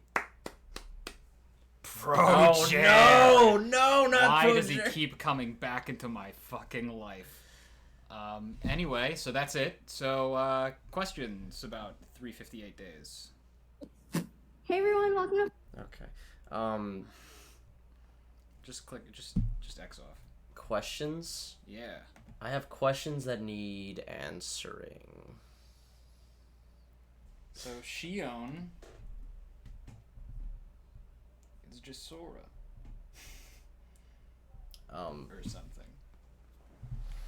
Are you looking at the comments for this? I'm not looking at the comments. That was really good, Joey. That was good. That was like I'd watch that on my own volition if I didn't know you. Me too. Oh yeah, my one I think I understand what's going on. So when Riku, I guess he's controlling the darkness within him, which is Ansem, and the blindfold is like Shadow's inhibitor rings. Like his ankle weights. Or like, yeah, exactly. For like darkness. it's, and then when he takes them off, he becomes Ansem, and then he's like, "Come, Guardian," and then then he comes. Exactly. Okay, that I just needed to I think I knew that. I just needed to verbally explain that to make me understand it. What do you think Diz did with Roxas at the end there? Fucking, I don't know, turned him into the data or some shit. I saw binary.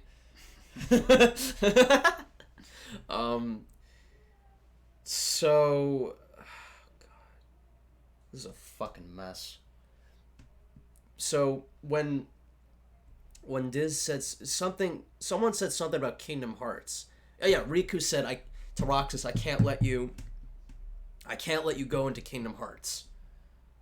He says that? What is Kingdom Hearts? When does he say that? I don't Finish 2 today if you can, because the next video is longer and better. Yeah, okay. Fucking maybe play for another 11 hours. No. And we still don't even get halfway through. Hold on, there was. Hey guys, my name's Joe, also known as Joey, also known as going our New York, seeing if You he can remember maybe that mug some Axel was poor riding, fool. right? They never suspect the nobodies. You heard that in the beginning? Suddenly, he's surrounded by Heartless. Looks like he has the leader of the years. Who would win in a fight? Blood. So now for. If you try and make contact with Kingdom Hearts, what is Kingdom Hearts? I thought it was a door. I thought Kingdom Hearts was the door to darkness, or an entrance to the realm of darkness. Kingdom Hearts. Why does Roxas want to go to Kingdom Hearts? Why does he want to make contact with it? What's his goal after Xion? After he kills Xion? Well, after he kills Xion, he just wants to kill Heartless. No, he just wants. I think he just wants to like find out who he is, but then he gets bushwhacked by Riku. Okay. The question that the fans have been asking for years: who would win in a fight, Riku or Roxas? Surprisingly enough, it would be Roxas. If Riku wasn't a cheating little bitch. Oh. He takes off his. This was the cutscene at the end of Kingdom Hearts 1, by the way. Right, and I was like, wait, how did they take Roxas back to Diz's lab? And then that cutscene is Riku bushwhacking.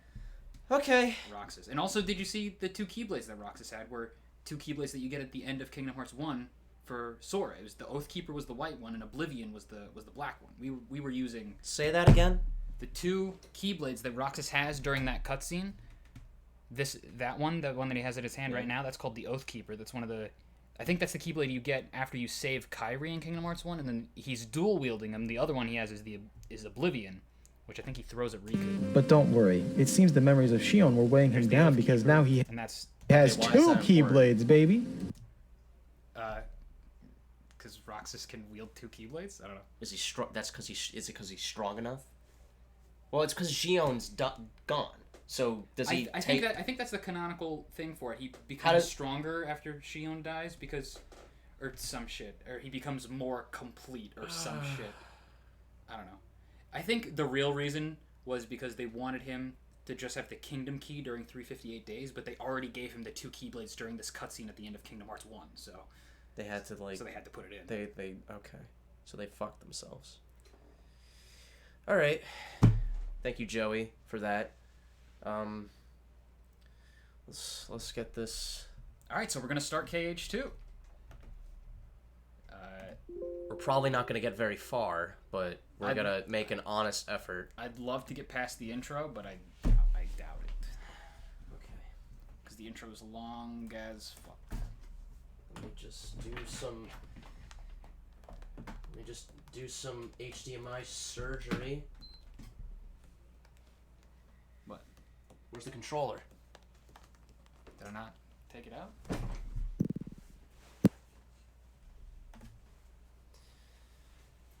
Oh boy!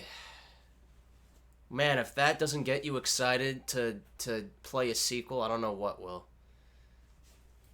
But thank you, Joey, for making.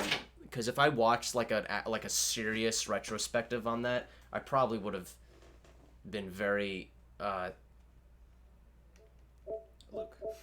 I probably would have not been able to do it. So thank you for adding humor to that. Cable not connected. What the fuck are you talking about? Oh shit. Okay, hold on. Okay. We're doing it live.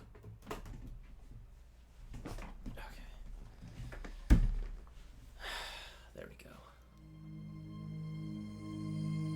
Here, let me. So you can see the chat. Alright. An hour and 40 minutes later, which is not really anything. It's not really surprising for us. So Rechain of Memories is actually playable in this collection. Yeah. See the cards? Can I give me that for a second? Or are you gonna go into Rechain of Memories? Do you have a save file? I just want to see how it works. No, I don't want to waste any more time. We definitely don't have a save file on my account. On yours? Well, what about Joey's? Well, he got footage for this. He had to have. I think he might have got some of it offline. I forget.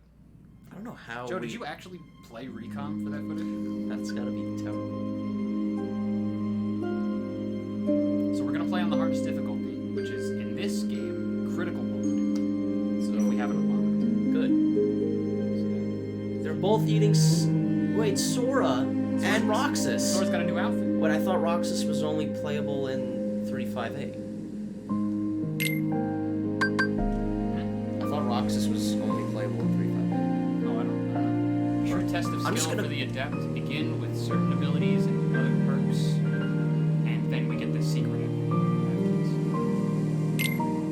Vibration, yes. Sure. Yes.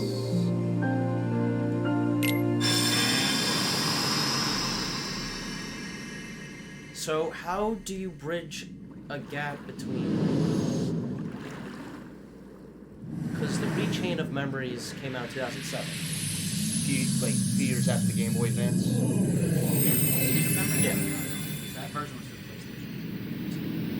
PlayStation. Well, Joey said 2007. A scattered dream that's like a far-off memory. That's the field. A far-off memory that's like a scattered dream. Okay. I want to line the pieces up. Yours and mine. He's got it.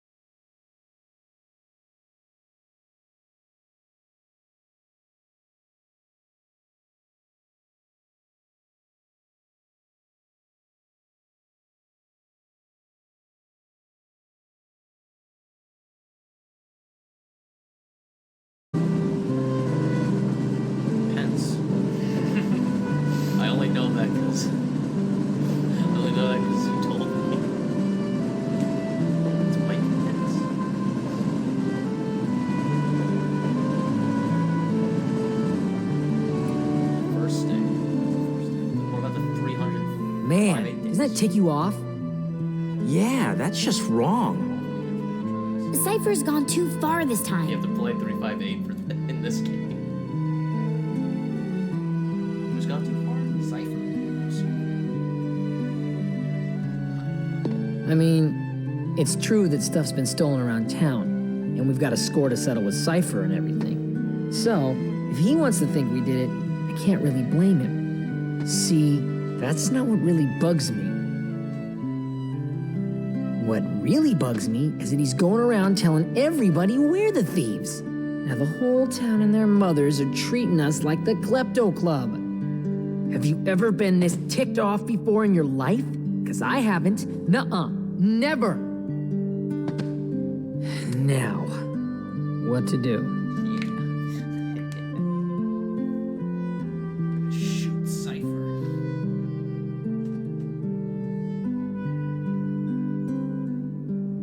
Well...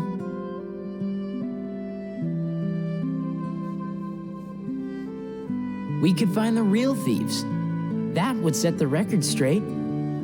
Hey, that sounds fun. What about Cypher? First, we gotta clear our names. Once we find the real culprit, everyone will get off our backs. Oh no! They're gone! Are gone! Yeah. What? All are gone? Huh? Huh? Huh? You can't say why not. But you do understand what I'm saying, right? Are gone. Stolen. And not just the word. They stole it, too. What kind of thief is that? Cypher could never have pulled that off. Yeah, all right. Time for some recon. Can't say shit anymore. They sold our shit. I had to say His heart is returning. Doubtless he'll awaken very soon. Christopher Lee? That's Diz. That's Diz's voice actor. Christopher Lee voices Diz? Yeah, that's who that laugh at the end. I didn't pick that up. Straight up Christopher Lee, yeah. What the fuck, Disney? Disney has some serious pull.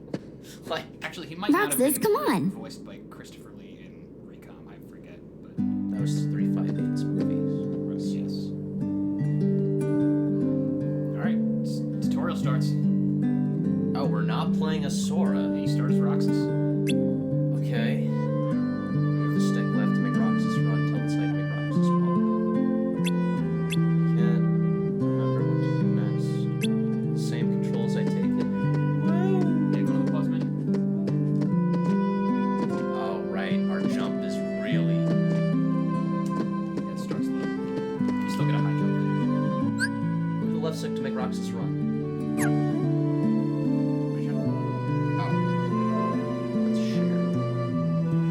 First person mode. Yes. Really hard to look at. Oh yeah, dude.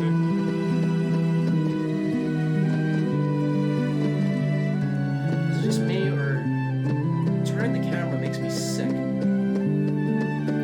Is it making you sick? Because it's kind of making me sick by skimming the sides of the inventory. I'm gonna like breeze through a lot of this because this is the tutorials. I mean, like tutorial text, because is it the same controls? I think mostly. I guess stuff that's different. I can just explain. Let's get this under the investigation. Wait, yo, rocks. Never thought you'd do such a rotten thing. We didn't steal anything, alright? I'd like to believe you, but who else would steal that stuff? What stuff? As if you didn't know. Hey, I'm not gonna tell you. Go ask at the accessory shop. So everyone thinks we're She wasn't there 10 seconds ago. So everyone thinks we're thieves. So everyone's just being an asshole to us. Yes.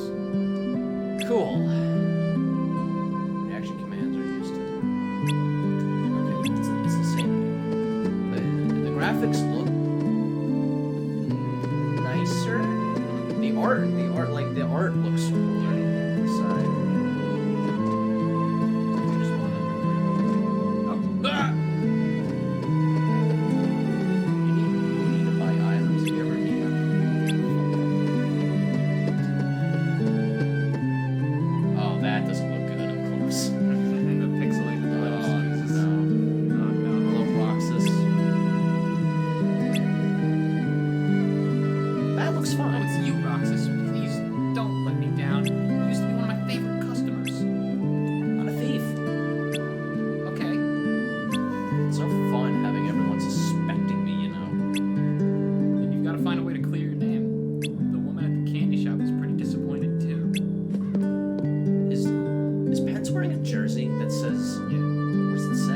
Dog Street.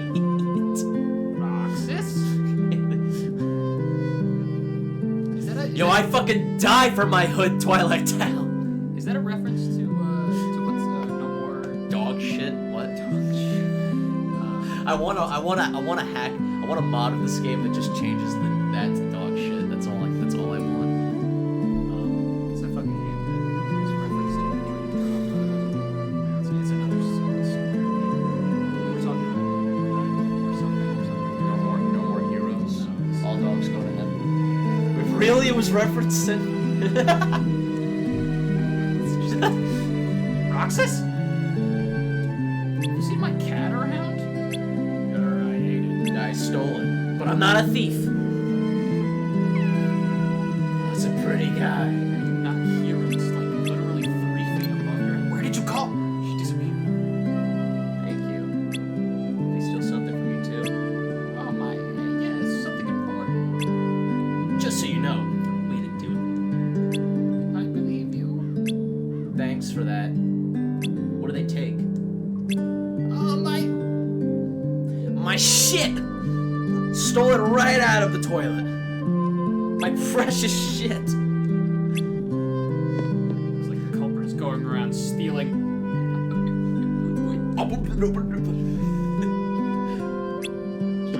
Not just the shit, but the word shit too. This isn't your average thief. We're definitely not the first people to make that joke. Yeah, fucking blank. I wonder if Cypher would know anything about this. I'm gonna talk to him. Come on, to the sand lot. Have you seen that movie? There's one. I know one. Twilight Town. TLTW, baby. This is the rival gang. It's the rival Twilight Town gang. This is it's the guy from Final Fantasy 9. Thieves. That was low, you know? What's his name again? Oh, yeah? Nice comeback there, Blondie. What'd you say? You can give us back the... now. Yeah, you're the only ones who would take it, you know? That was undeniable proof that we totally owned you, lamers. So what did you do? Burn it? Huh. Not that we need some... to prove that you're losers. Replay. Now you're talking. I guess if you get on your knees and beg, maybe I'll let it slide. That guy's voiced by another Disney actor. Cypher?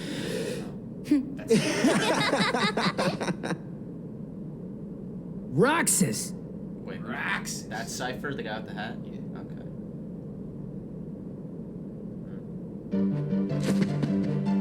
Remember the beginning of Kingdom Hearts 1 where they made you shoot the sword? Except it's a wand, a sword, and the one on the middle is just I would just make this sword. This is what? It was used in struggle battles. Like mace, easier to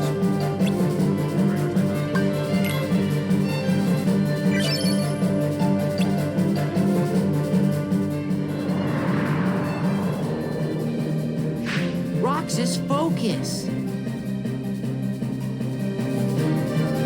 Neo, loser. our commands a little average. Don't leave your head.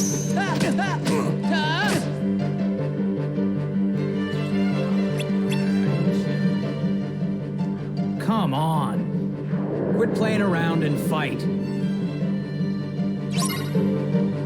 Neo, loser.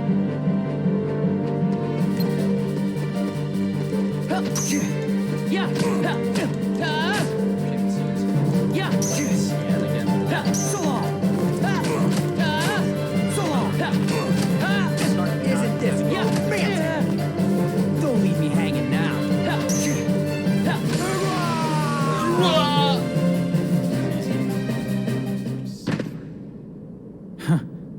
Cypher's not feeling so hot, you know? Tournament decides.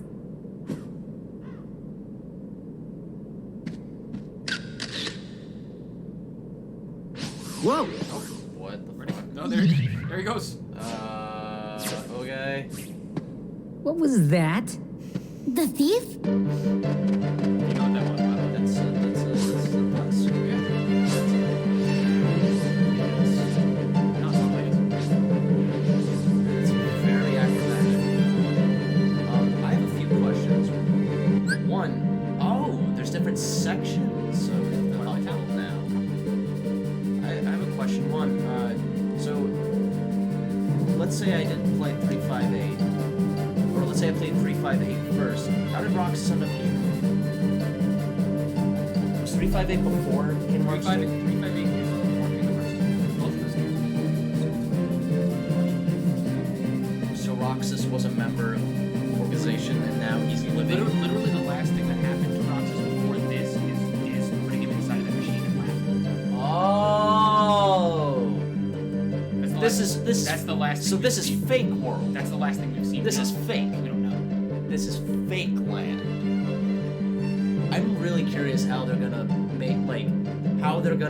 answer like that like if you're playing Kingdom Hearts 1 and then play 2 and that intro cutscene, like what the fuck is all this? What is Castle Oblivion? Yeah, no, you get super fucking confused, which is what I was the first 4 times. I'm gonna like how are they gonna be like, oh yeah, Sora, you just woke up from a coma, but like at the end of the last game he's fucking chasing Pluto. How that's always been the problem with this series. In order to understand the plot, you have to play all of the games. That's really dumb. That's really dumb. How are they gonna explain anything that if you didn't play Chain of Memories? Well, they're gonna have to bring them up. They start like explaining the old plots, starting with Kingdom Hearts 3, which is weird. That's when they start going, okay, here's some exposition as to what's going on. In this game? Until Kingdom Hearts 3. Oh, okay. Up until then, they don't give you any exposition. You gotta figure all that shit out by playing. That's really stupid. Like For the most part. I'd imagine they're gonna explain it somewhat in this game. They have to, but they're probably gonna still go on the assumption like that you already know. Like Chain of Memories came up before 2, right? When it came out, yeah. Okay. So, oh shit, it's capture. Spam. You've come for you, my fish. Huh? What? I'm a kid.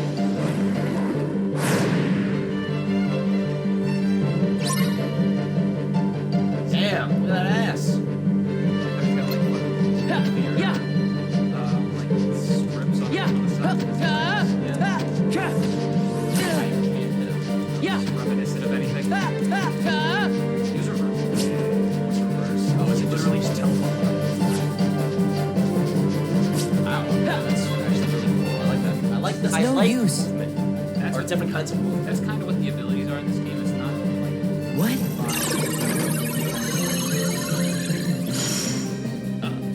What? What is this thing? I am binary. I am data. I am data, Sora!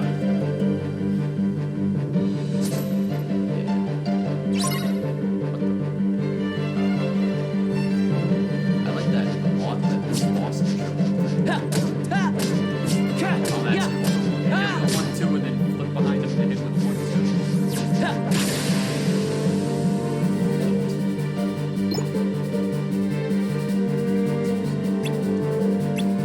2. Did they explain reversal? Because I don't remember that. No. They just, it's like, oh, you can do it. This is not real. Pictures.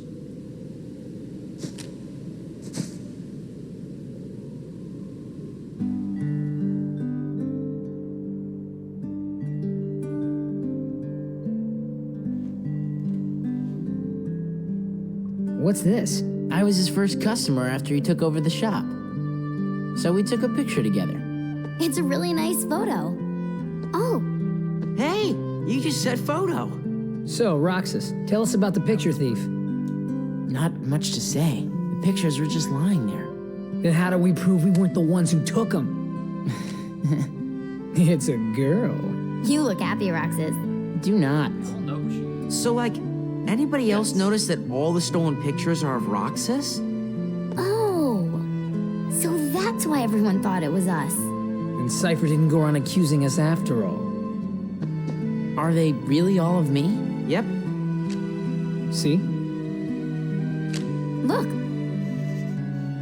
Right? Every single one. Wouldn't it be weird if the thief wanted to steal the real Roxas or something? Come on, get serious. Why would anyone want to steal a bonehead like Roxas? Oh, thanks.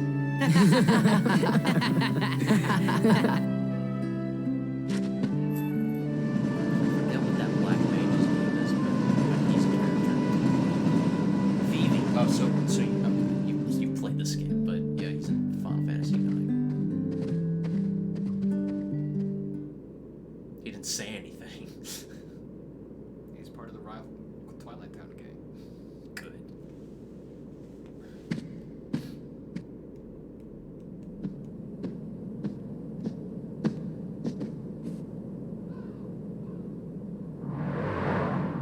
Where am I? Who's there? Who are you? Are we gonna... Restoration at 12%.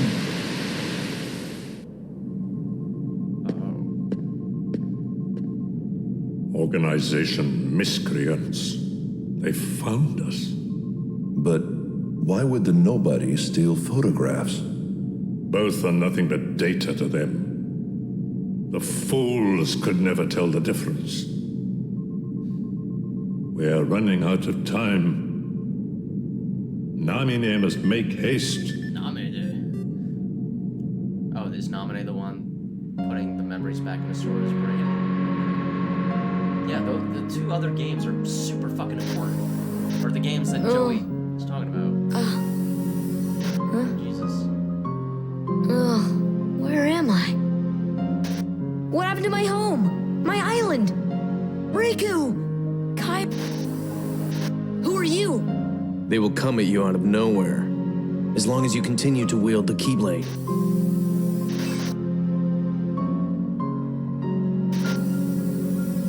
Hey, why don't you come with us? We can go to other worlds on our vessel. Sora, go with them, especially if you want to find your friends. Name's Goofy. I'm Sora. I'll go with you guys. The Heartless have great fear of the Keyblade. That's right. The Keyblade. So, this is the key. But the boy is a problem. He found one of the keyholes. Thank you, Jafar. Thank you, Jafar. I need someone to say it. I will be Sultan of the Darkness. A Keyblade? So who was that guy behind Diz? It wasn't it wasn't Riku. His voice. Oh, it was Ansem's voice. Maybe the darkness taking hold of him. Was it? It was it was Ansem's voice from the... A Keyblade. Or from the Joey video, because I knew it changed. A Keyblade. Like this stick.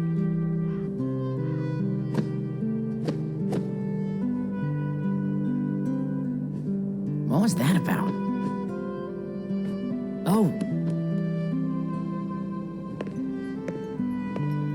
Sorry about that.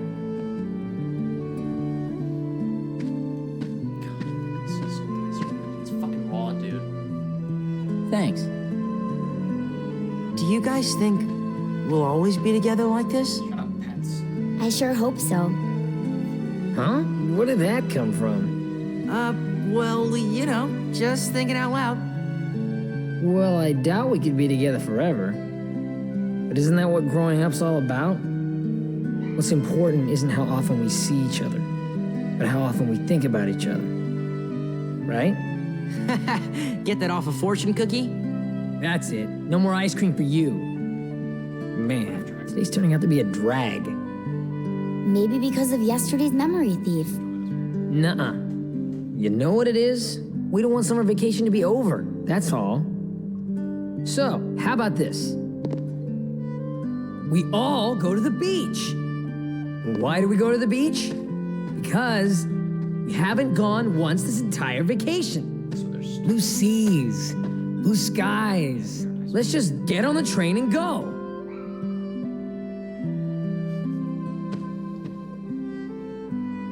No? Oh, come on. Maybe you forgot, but we're broke.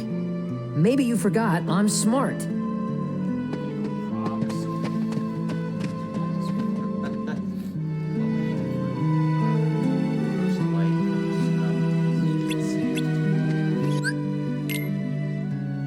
Oh wait, go up.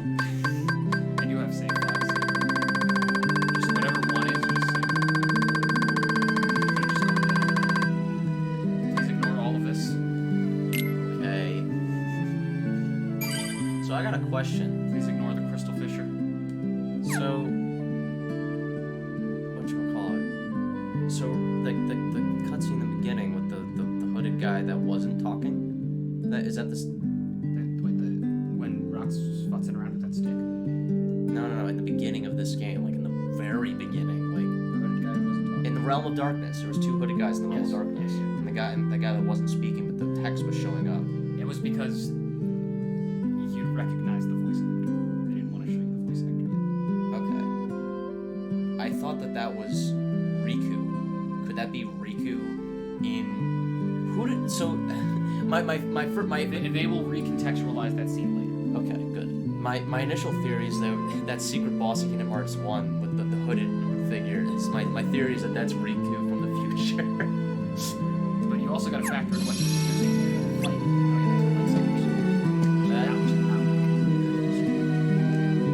Maybe that's another organization. Hurry up, Rocks. So we're in like a digital world. But from Diz, we're being uploaded to Sora, I guess. Or Market Street. This is like, what else is it? Twilight Town map. You can free roam a Twilight Town. Okay, so what we're supposed to do? Oh, right, we're just supposed to follow the hater. Everyone's waiting. This town looks a lot bigger. Go hop on that skateboard right now. This town looks a lot bigger than the. Yeah. Than Traverse. Yeah. It's no, it's not really. Let the struggle begin. Are weapons in this town these fucking like tampons on a stick? Yeah. They're gonna talk about it later. The struggle is like a tournament where people fight.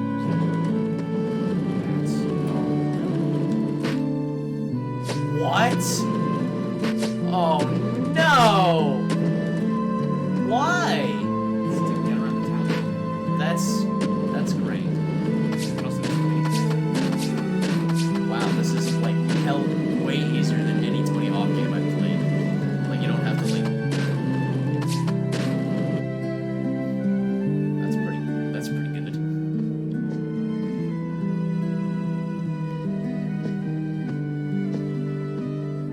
Just 2 days to go.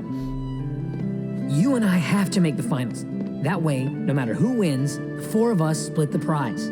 Okay, you're on. You two are gonna clean up. Go get him. It's a promise. Oh, that's what the girl said. Like the tournament is where we'll be serious. One ticket to the beach is 900 moody. How much for the four of us? 3,600. 300 each to spend there. What's that for all four of us? 1,200 money, a total of 4,800 money to spend on pretzels. What else is there? Well, there's always a watermelon. Too pricey. They're like 2 million money. Very rare. For some reason. Pretzels. I like pretzels. So where? 4,800 money altogether. I've got 800. 650.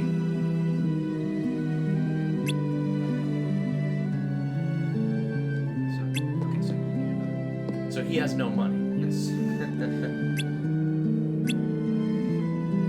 So we all have to earn 800 money doing mini games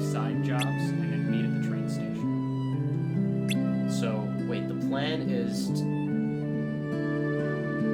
So wait, what does the tournament have to do with getting? That's just establishing that the tournament's gonna be in a couple days. But we're trying to go to the beach now. We're trying to go to the beach today. We're getting money to go to the beach. Okay. You have to go read Excited. You have to go read that board to get us Yeah. juggle that shit. Ha. Wait, do me a favor. Yeah. Rah. Do me a favor. Unlock the map. Go read the board because there's a mini game where you just do that and you get money for it. But it's not. Oh my god. Oh no, yes it is. There's Grandstand. quests in this game? Yeah, these are mini games where you get money. Oh no. Quests. Oh, well, at least it's just like.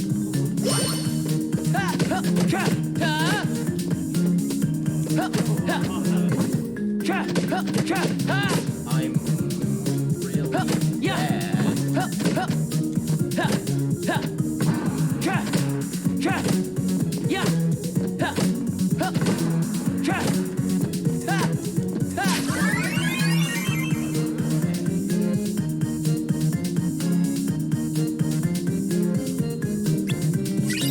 Dirty money. That's like nothing. If Mooney is like yen in this game, that's like it's $3.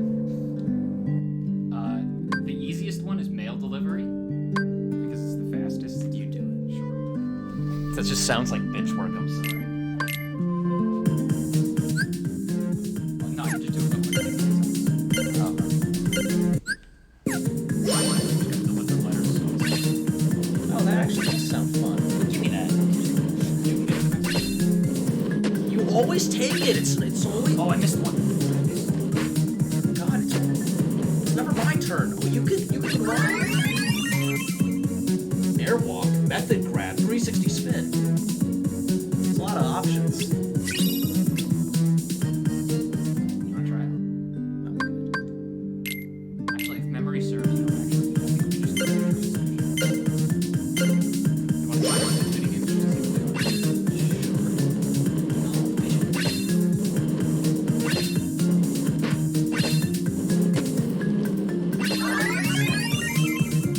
Damn, that was pretty good.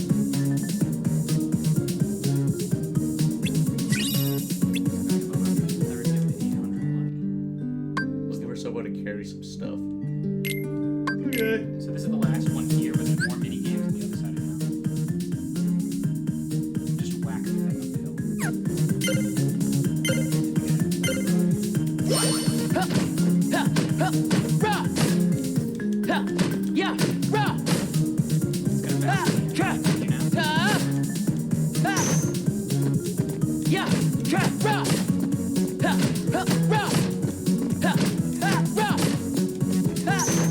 Honestly, didn't know you could do that. Hit it in the air. Okay.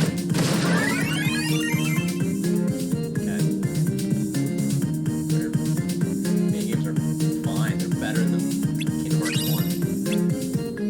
Go to the other side of town. Like, yeah, either way. Go to the other one. I've got a job to do.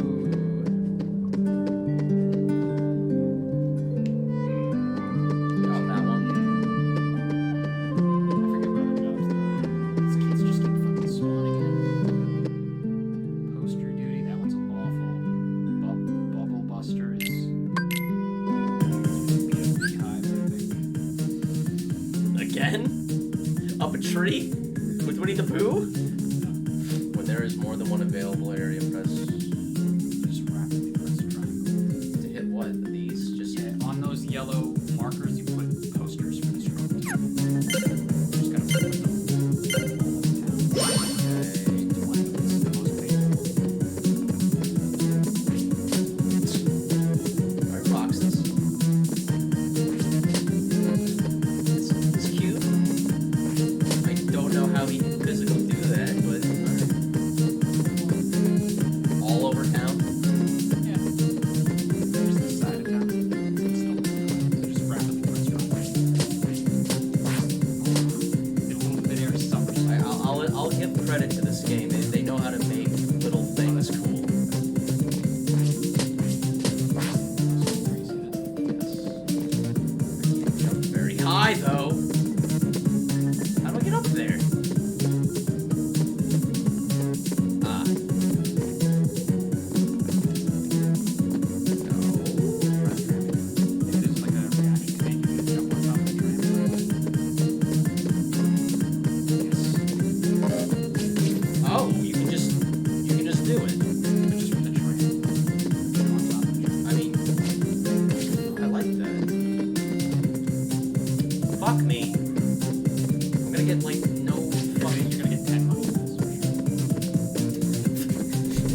This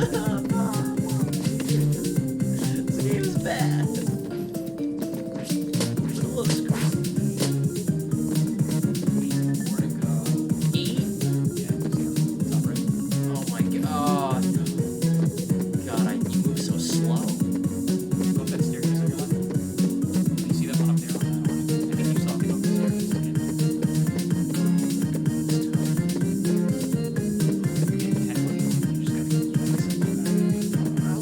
Wait, can you prove this? You want to?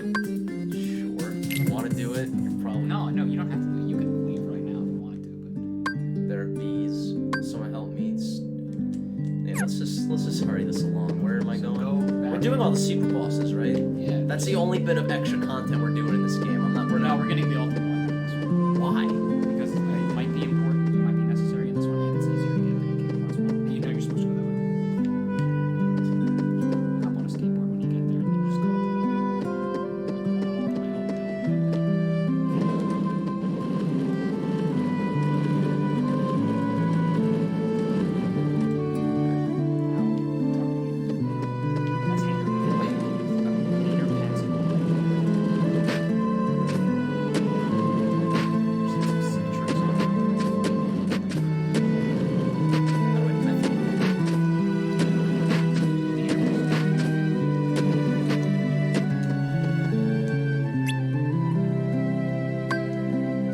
It's really fucked up. We're supposed to get 800, but we only got like 2. All present and accounted for. What have we got? Let's see. Just this. Good job. Nice work, everyone. Added to what we started with, we now have, ta-da, 5,000 money. Sweet. Let's get tickets. We can't be together forever, so we better make the time we do have something to remember. Huh? Gotcha. You really suckered us. I got it.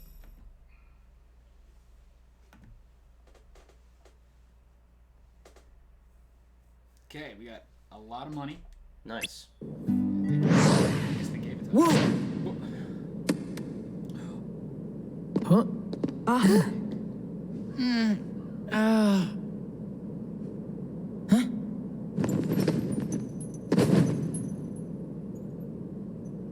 What? Roxas! 3 minutes! Okay. But... Okay. Nah, it's cool. Whoever this guy is, he's a perplexing individual. He's very petty. He seems very 4 students. Roxas, the money. Wait. No. Huh? He took it. Where are you going? Remember when I fell? I had the money before that. I bet that guy took it. Guy? He couldn't have gotten too far.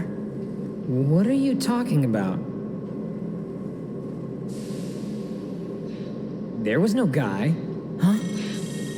But there wasn't? Really? Oh boy.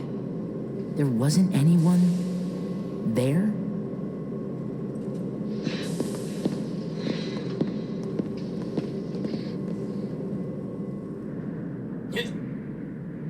Oh, you remember this shit? I mean, yeah. It's not that. I don't have the memory of a goldfish. It's been reincorporated. It's melting.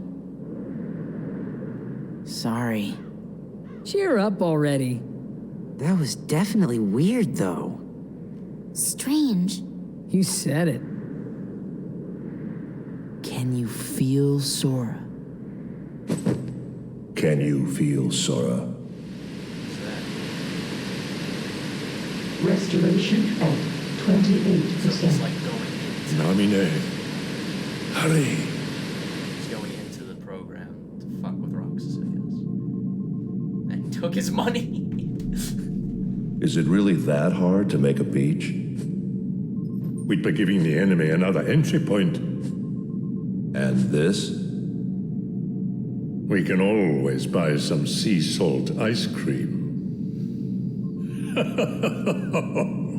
That's so weird to hear from Christopher Lee. Objects from that town must be kept out of the real world. You can delete that. Alright, confirm that that's the digital world.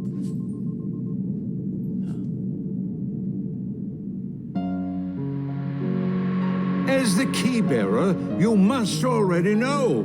One must not meddle in the affairs of other worlds. These are memories coming back to Sora. So many places I want to see. I know I'll get there someday. Thus, I do hereby dub the junior heroes. Hey, what do you mean, junior heroes? You rookies still don't understand what it takes to be a true hero. I wish for your freedom, Genie. Ow!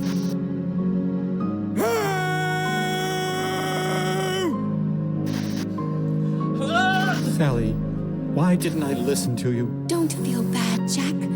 We'll come up with another plan for Halloween. Next time, we'll do it together. Power! I am Mushu! Or are you too cool to play them now that you have the Keyblade? Riku? What are you doing here? I thought there was someone behind me. Did you find her? I still can't believe it. I really flew. Wait till I tell Kite. I wonder if she'll believe me. Probably not. I'm searching too. For your light, don't lose sight of it. Sora, where are you going? I'm gonna go look for my friends. They're waiting for me. So, can someone explain why... Where are Donald and Goofy? Cloud Instead has of worrying one- about has them, one wing you should like be Sephiroth? asking about her.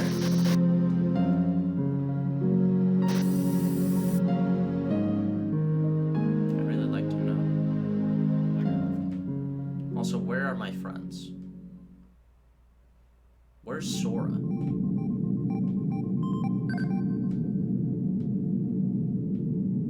I'm really hungry.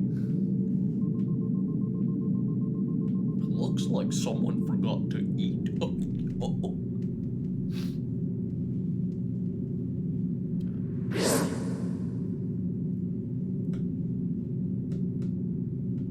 Who are you?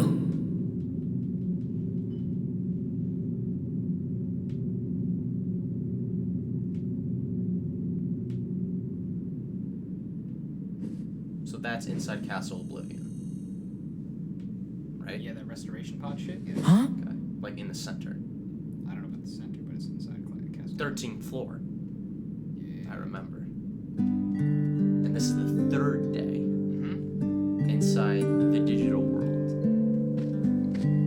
where Christopher Lee is watching our every move. Meet at the station. Today's the day we hit the beach.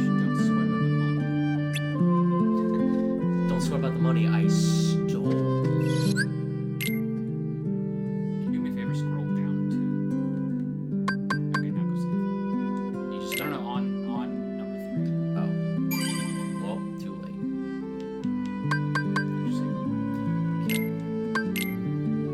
Why are there 99 save file slots? What a big ass game.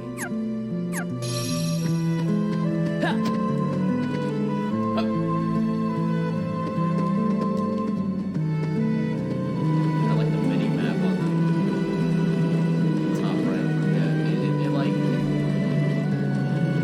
whatchamacallit. Was there a mini map in Kingdom Hearts 1? Hey! Morning. Huh?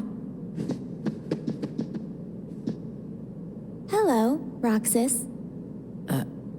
Hi. And you are... I wanted to meet you at least once. me? Yes, you. You look like Kairi Shion. That's it. Yeah. Olette dragged me along to go shopping. Hey, you want to come with us? Wait. Did you just see that? That bimbo. He's stalling. Very well then. We'll see you later, Roxas. Okay? Yeah. Pence is a simp. Did she go to that haunted mansion? Yeah, I guess so. So what's their? Are they like? They're high schoolers, so they're like 15, 16. Roxas is Sora's age, obviously. So he's like 16 or something. 15. Right. Riku's always older. Like a high school. Huh? The forest. So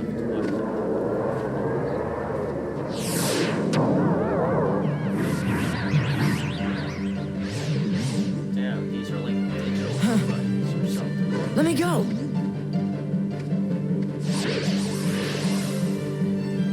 Is said that they found their way, whatever that means. I guess maybe Hey, they know what chicken wuss. try to get Roxas. Who's that? I don't know, but they've already crossed the line. Find a weapon.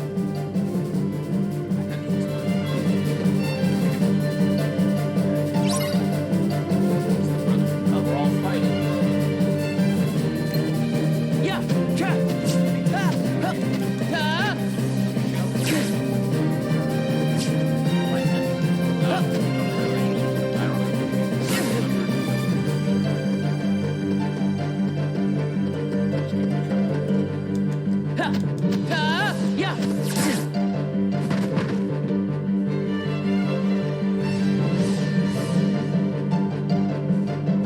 Not good. Nobody's managed to get in this digital world.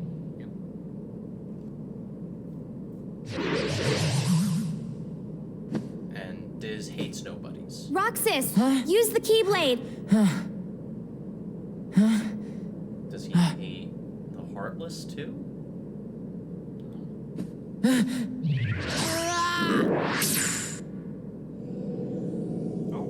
Okay. This place.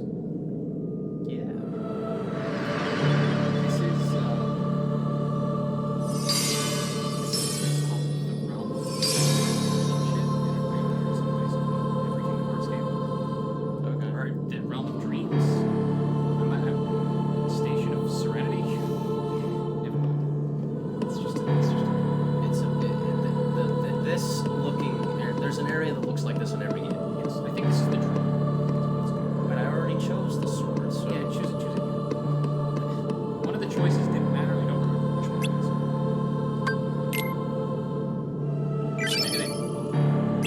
they did. I think now I'm all offense for the rest of the game. Maybe it gives you two choices. Let's whack these motherfuckers. Damn it.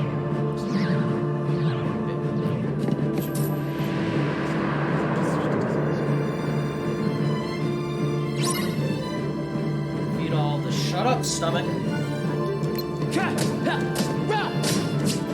Forcible. Is that why you like this game's content? I mean, it is cool. I'm not gonna lie.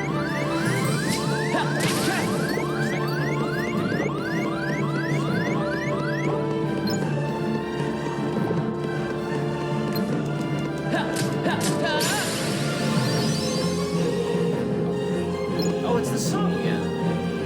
It's used for the final areas in Kingdom Hearts 1. Right? It's like the end of the world.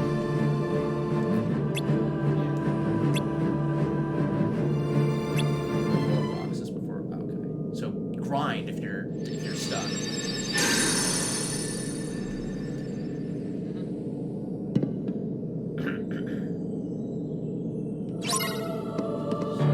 When abilities equip the character will power up, there are many types of abilities. It's the same thing, right?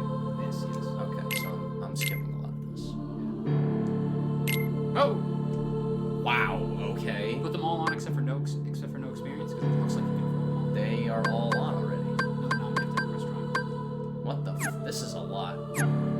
Status. Level 1, strength, magic, defense, fire. So same shit as the first game. Same shit. Okay, fine. Boxes. Aerial recovery. All you gotta do is press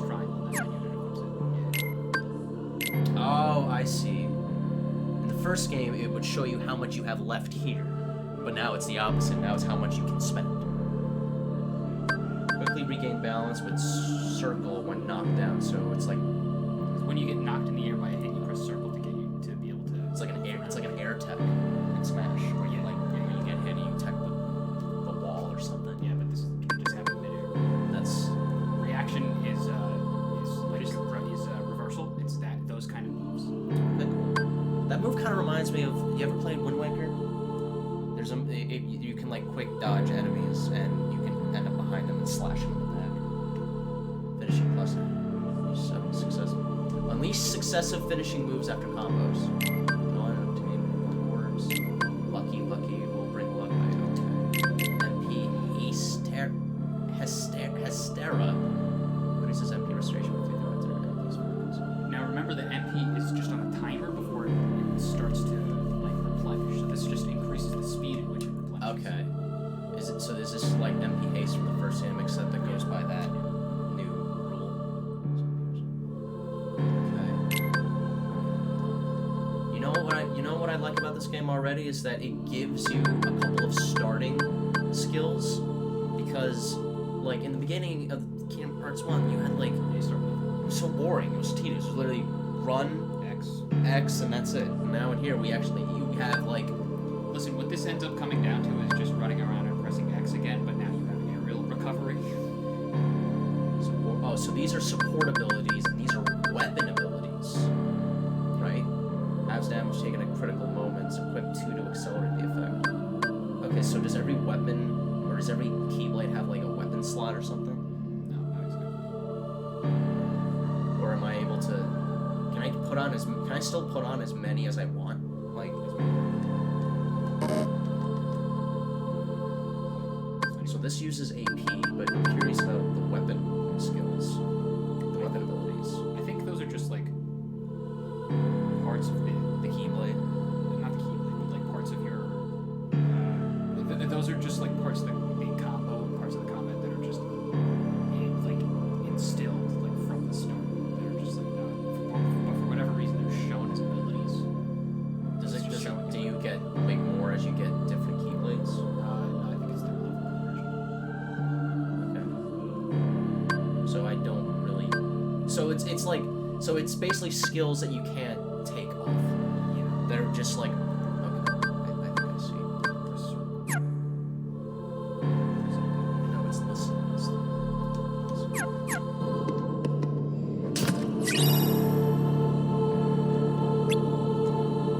Now you can shortcut items as well as.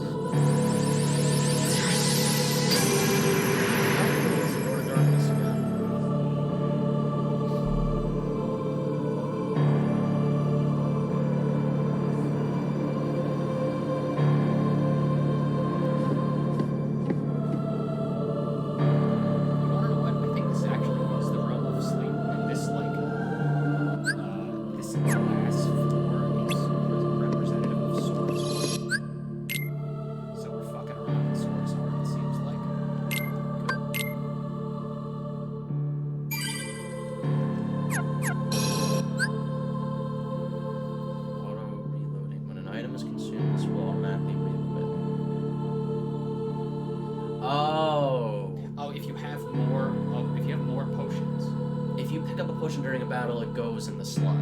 This was what it was in the first game. Oh no! No, this is what I was talking about. If you have that set on your items in the pause menu, AT, it means that when you use it, it basically just means infinite items. So if you use it on potion, whenever it just means that anytime you use a potion, it'll put another one in your item menu. As long as it has that AT potion. I understand. So this means that if I get another potion, it will go there automatically. Alright, cool. That's actually a very cool thing that I didn't know I needed or that I wanted. Station of Yeah!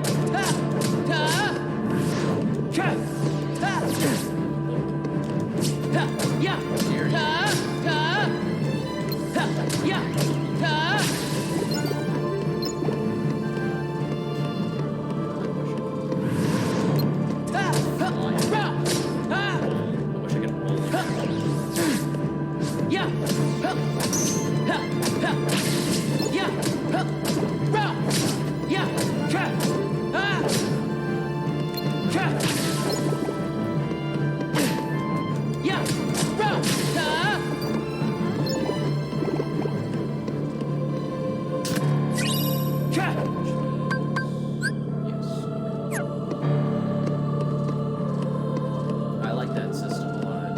That's actually, I don't think I've ever seen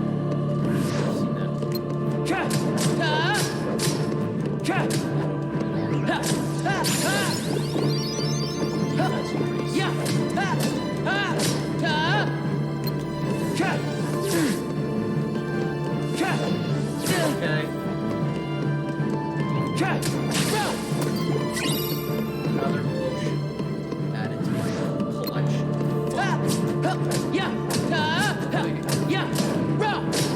Whoa, where'd he go? Oh, Ansel's gonna be so mad at me. I mean, Zemnis. Not that I know who that is.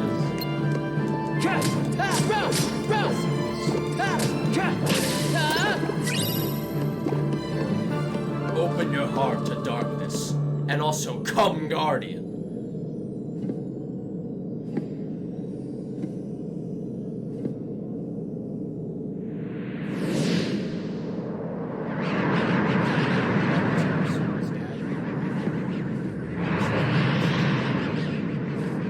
I'm gonna like kiss my own penis.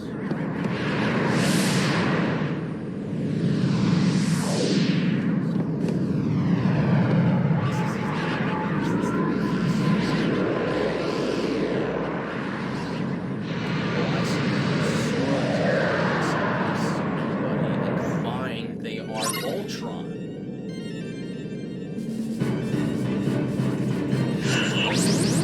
Oh no! Kill him, go kill him, go kill him. I'm dark! I'm dark! I have a little bit of darkness in. Oh, no, I don't like this.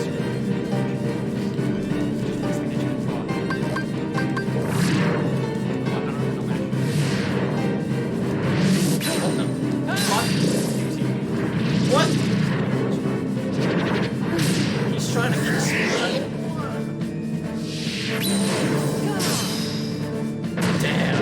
Damn, shit. Yo, let me get your number.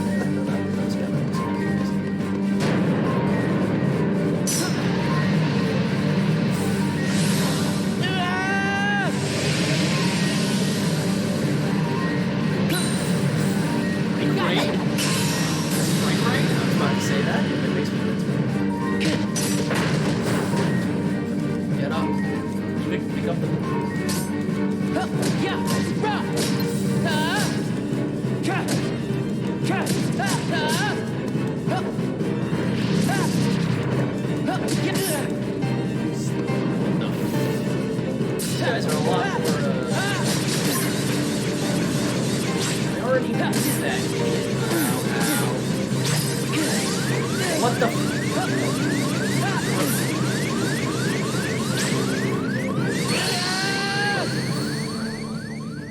Oh.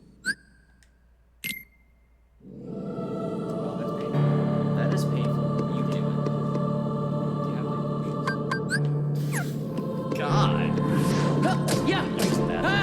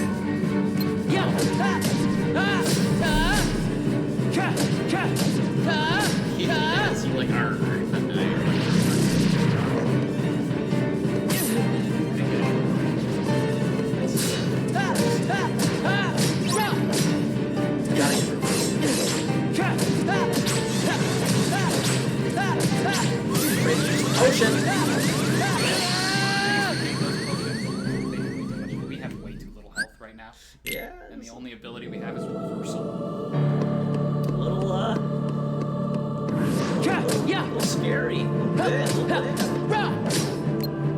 You didn't even open that chest. No, I just ran right past it. God damn it. Damage it. It's hard to see where they're attacking. That's just nobody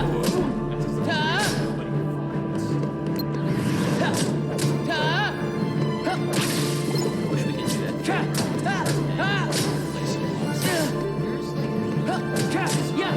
no way. Yeah. Get around. Yeah.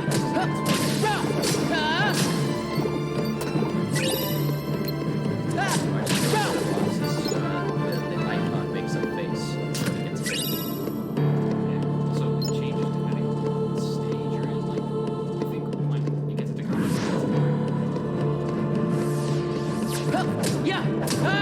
So like potions actually have rapid the first game they were just like name them. Yeah,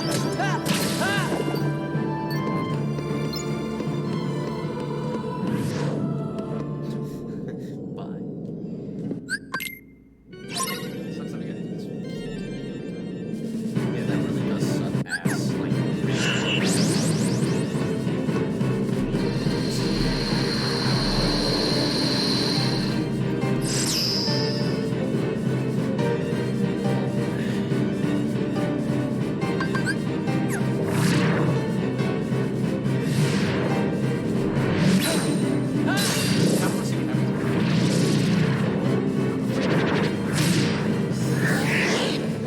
yeah, we gotta move on.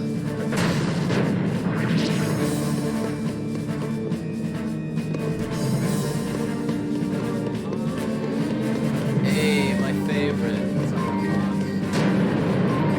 Fonz Experience and watch the video made by this lady.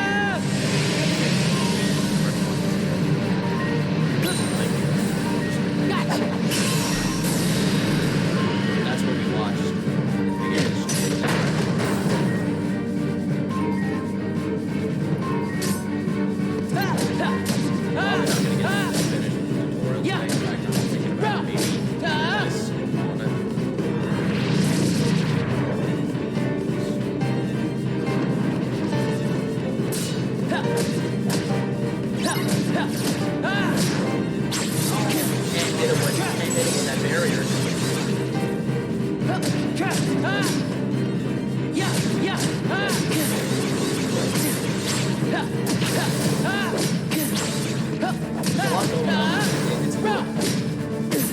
Oh, is that a counter attack?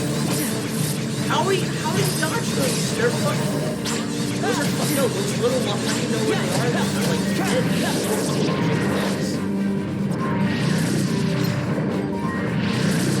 They're not like fully like rendered. They're just like little muffins.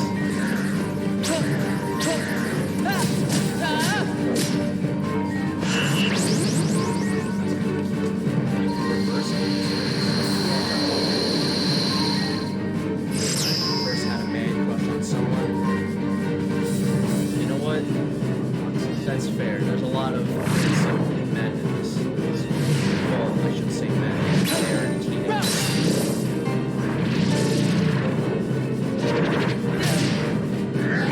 A man crush on a couple of like Hollywood actors, but like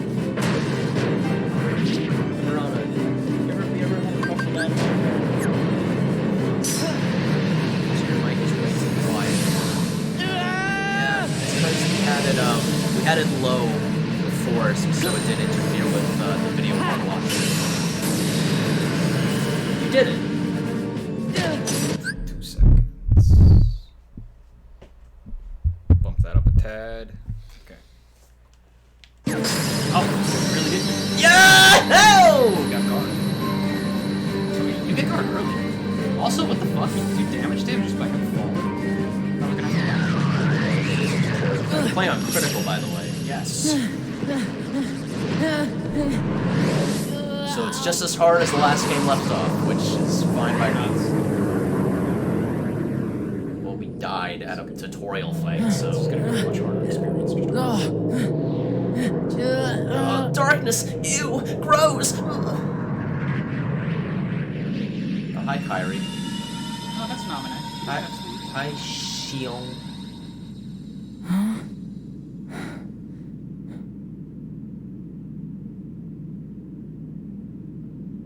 Naminé is Kyrie's Heartless. Nobody. My name is Naminé. Roxas. Do you remember your true name? Say no more, Naminé. But if no one tells him, Roxas will... It's best he doesn't know the truth. That's Ansem. Hey, you're that pickpocket.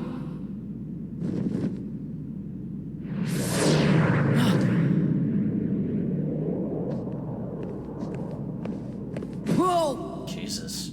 Yeah, that's Riku, but he has Cypher, Ansem. strike a pose, you know? Power or something. How's this? That's totally perfect, you know? Get real. How about one more, you know? What's that for? Keepsake. Those freaks in the white jumpsuits are gone, you know? Cakewalk. Remember that's what we were doing? What were those things? Outsiders, that's what. And if they don't wise up to the rules around here, I might have to take disciplinary measures. Oh yeah, Cypher's always looking after the town, you know?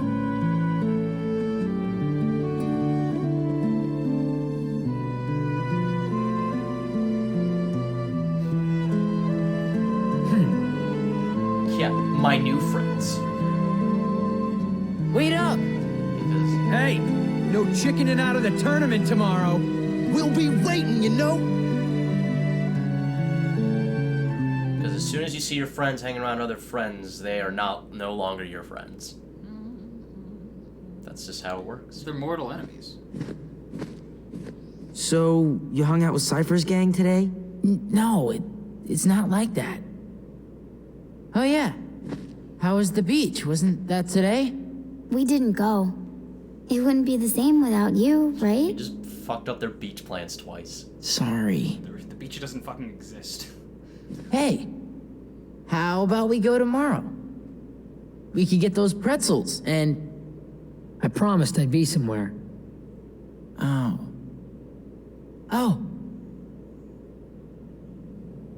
You and I have to make the finals. That way, no matter who wins, the four of us split the prize. Okay, you're on. You two are gonna clean up. Go get him. It's a promise. Probably could have just showed that instead of the whole scene. Yeah.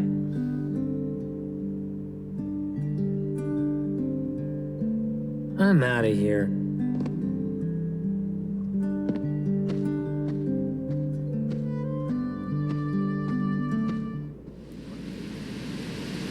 Restoration at 48%. Roxas is gonna die soon, because he's gonna be uploaded to... Was that nominee made of data? No. Namine hijacked the data herself. Look what she's done now. She's totally beyond my control. Calm down. It doesn't matter. As long as Namine accomplishes her goal, because she can we needn't worry about what befalls Roxas. Right.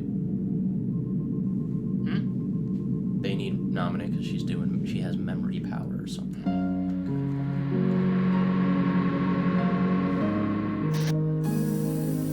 This series is too... It's up to me. Christopher Lee's too... Only the Keyblade Master can open the secret door. Shitty-ass game. And change the world. I'm upset that he's in here. Well, I'm not gonna betray Sora either. My friends are my power.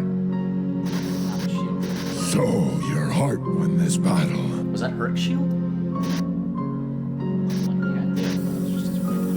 Oh, this is the secret boss, by the way. It is I, Ansem. Lead me into everlasting darkness. Sora! Forget it. There's no way you're taking Kyrie's heart. Ow! That fight is... Yeah, that fight is so hard. I don't think that portal was there. It wasn't, no. So that... Kyrie. That is a really bad... We may never meet again, but we'll never forget each other. No matter where we are, our hearts will bring us together I again. watched a review of Final Fantasy Take VIII this. and like Leon's It's my like, lucky charm. Be sure to bring it back to me. Don't worry, I will. Like he's Promise? he's like edgy, but Don't like ever forget. but Wherever like, you go, to like a I'm always with you. debilitating. Like it hinders progression in the game because he's so like whatever. Like wonderful. Like debilitating Grinch. Those are some big ass feet. Right. What is he, a hobbit? Promise. What a mess. We really have to be here for 358 days. Okay. Nice. Hurry to the Sandlot.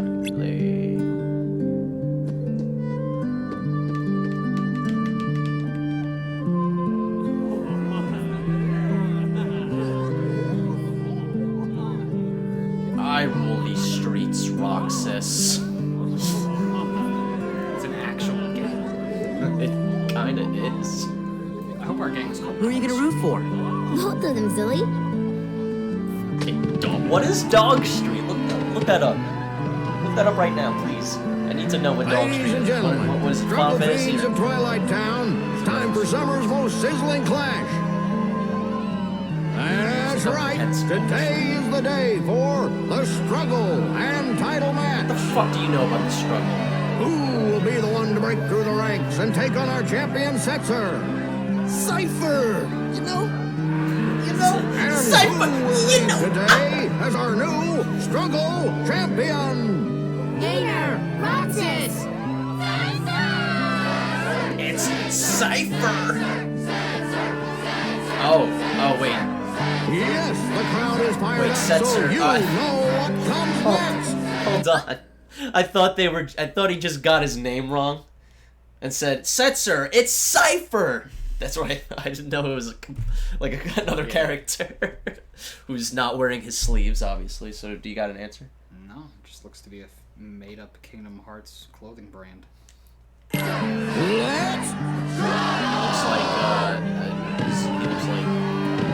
Let's all the villains look the same. Silver hair. Hey now, Handsome. it's time to introduce today's combatants. Organization the 13, four they all look bad the same. boys who struggled their way through the preliminaries. Regular finalist and head of the Twilight Disciplinary Committee, Cypher. Completely out of nowhere. Who knew he'd make it so far this year? VV. An underground favorite and local attitude problem, Hayner. It's his first trip to the finals. And struggler number 4, who happens to be my absolute favorite customer, Roxas! So, who will win this sweltering summer struggle? Community. He's a high school Who will student. take home the grand prize? What? The summa cum laude of struggle, the 4 Crystal Trophy! And a chance to take on our defending champion, Setzer! It won't be long now, folks. I suggest our challengers go over the official struggle rules before we begin.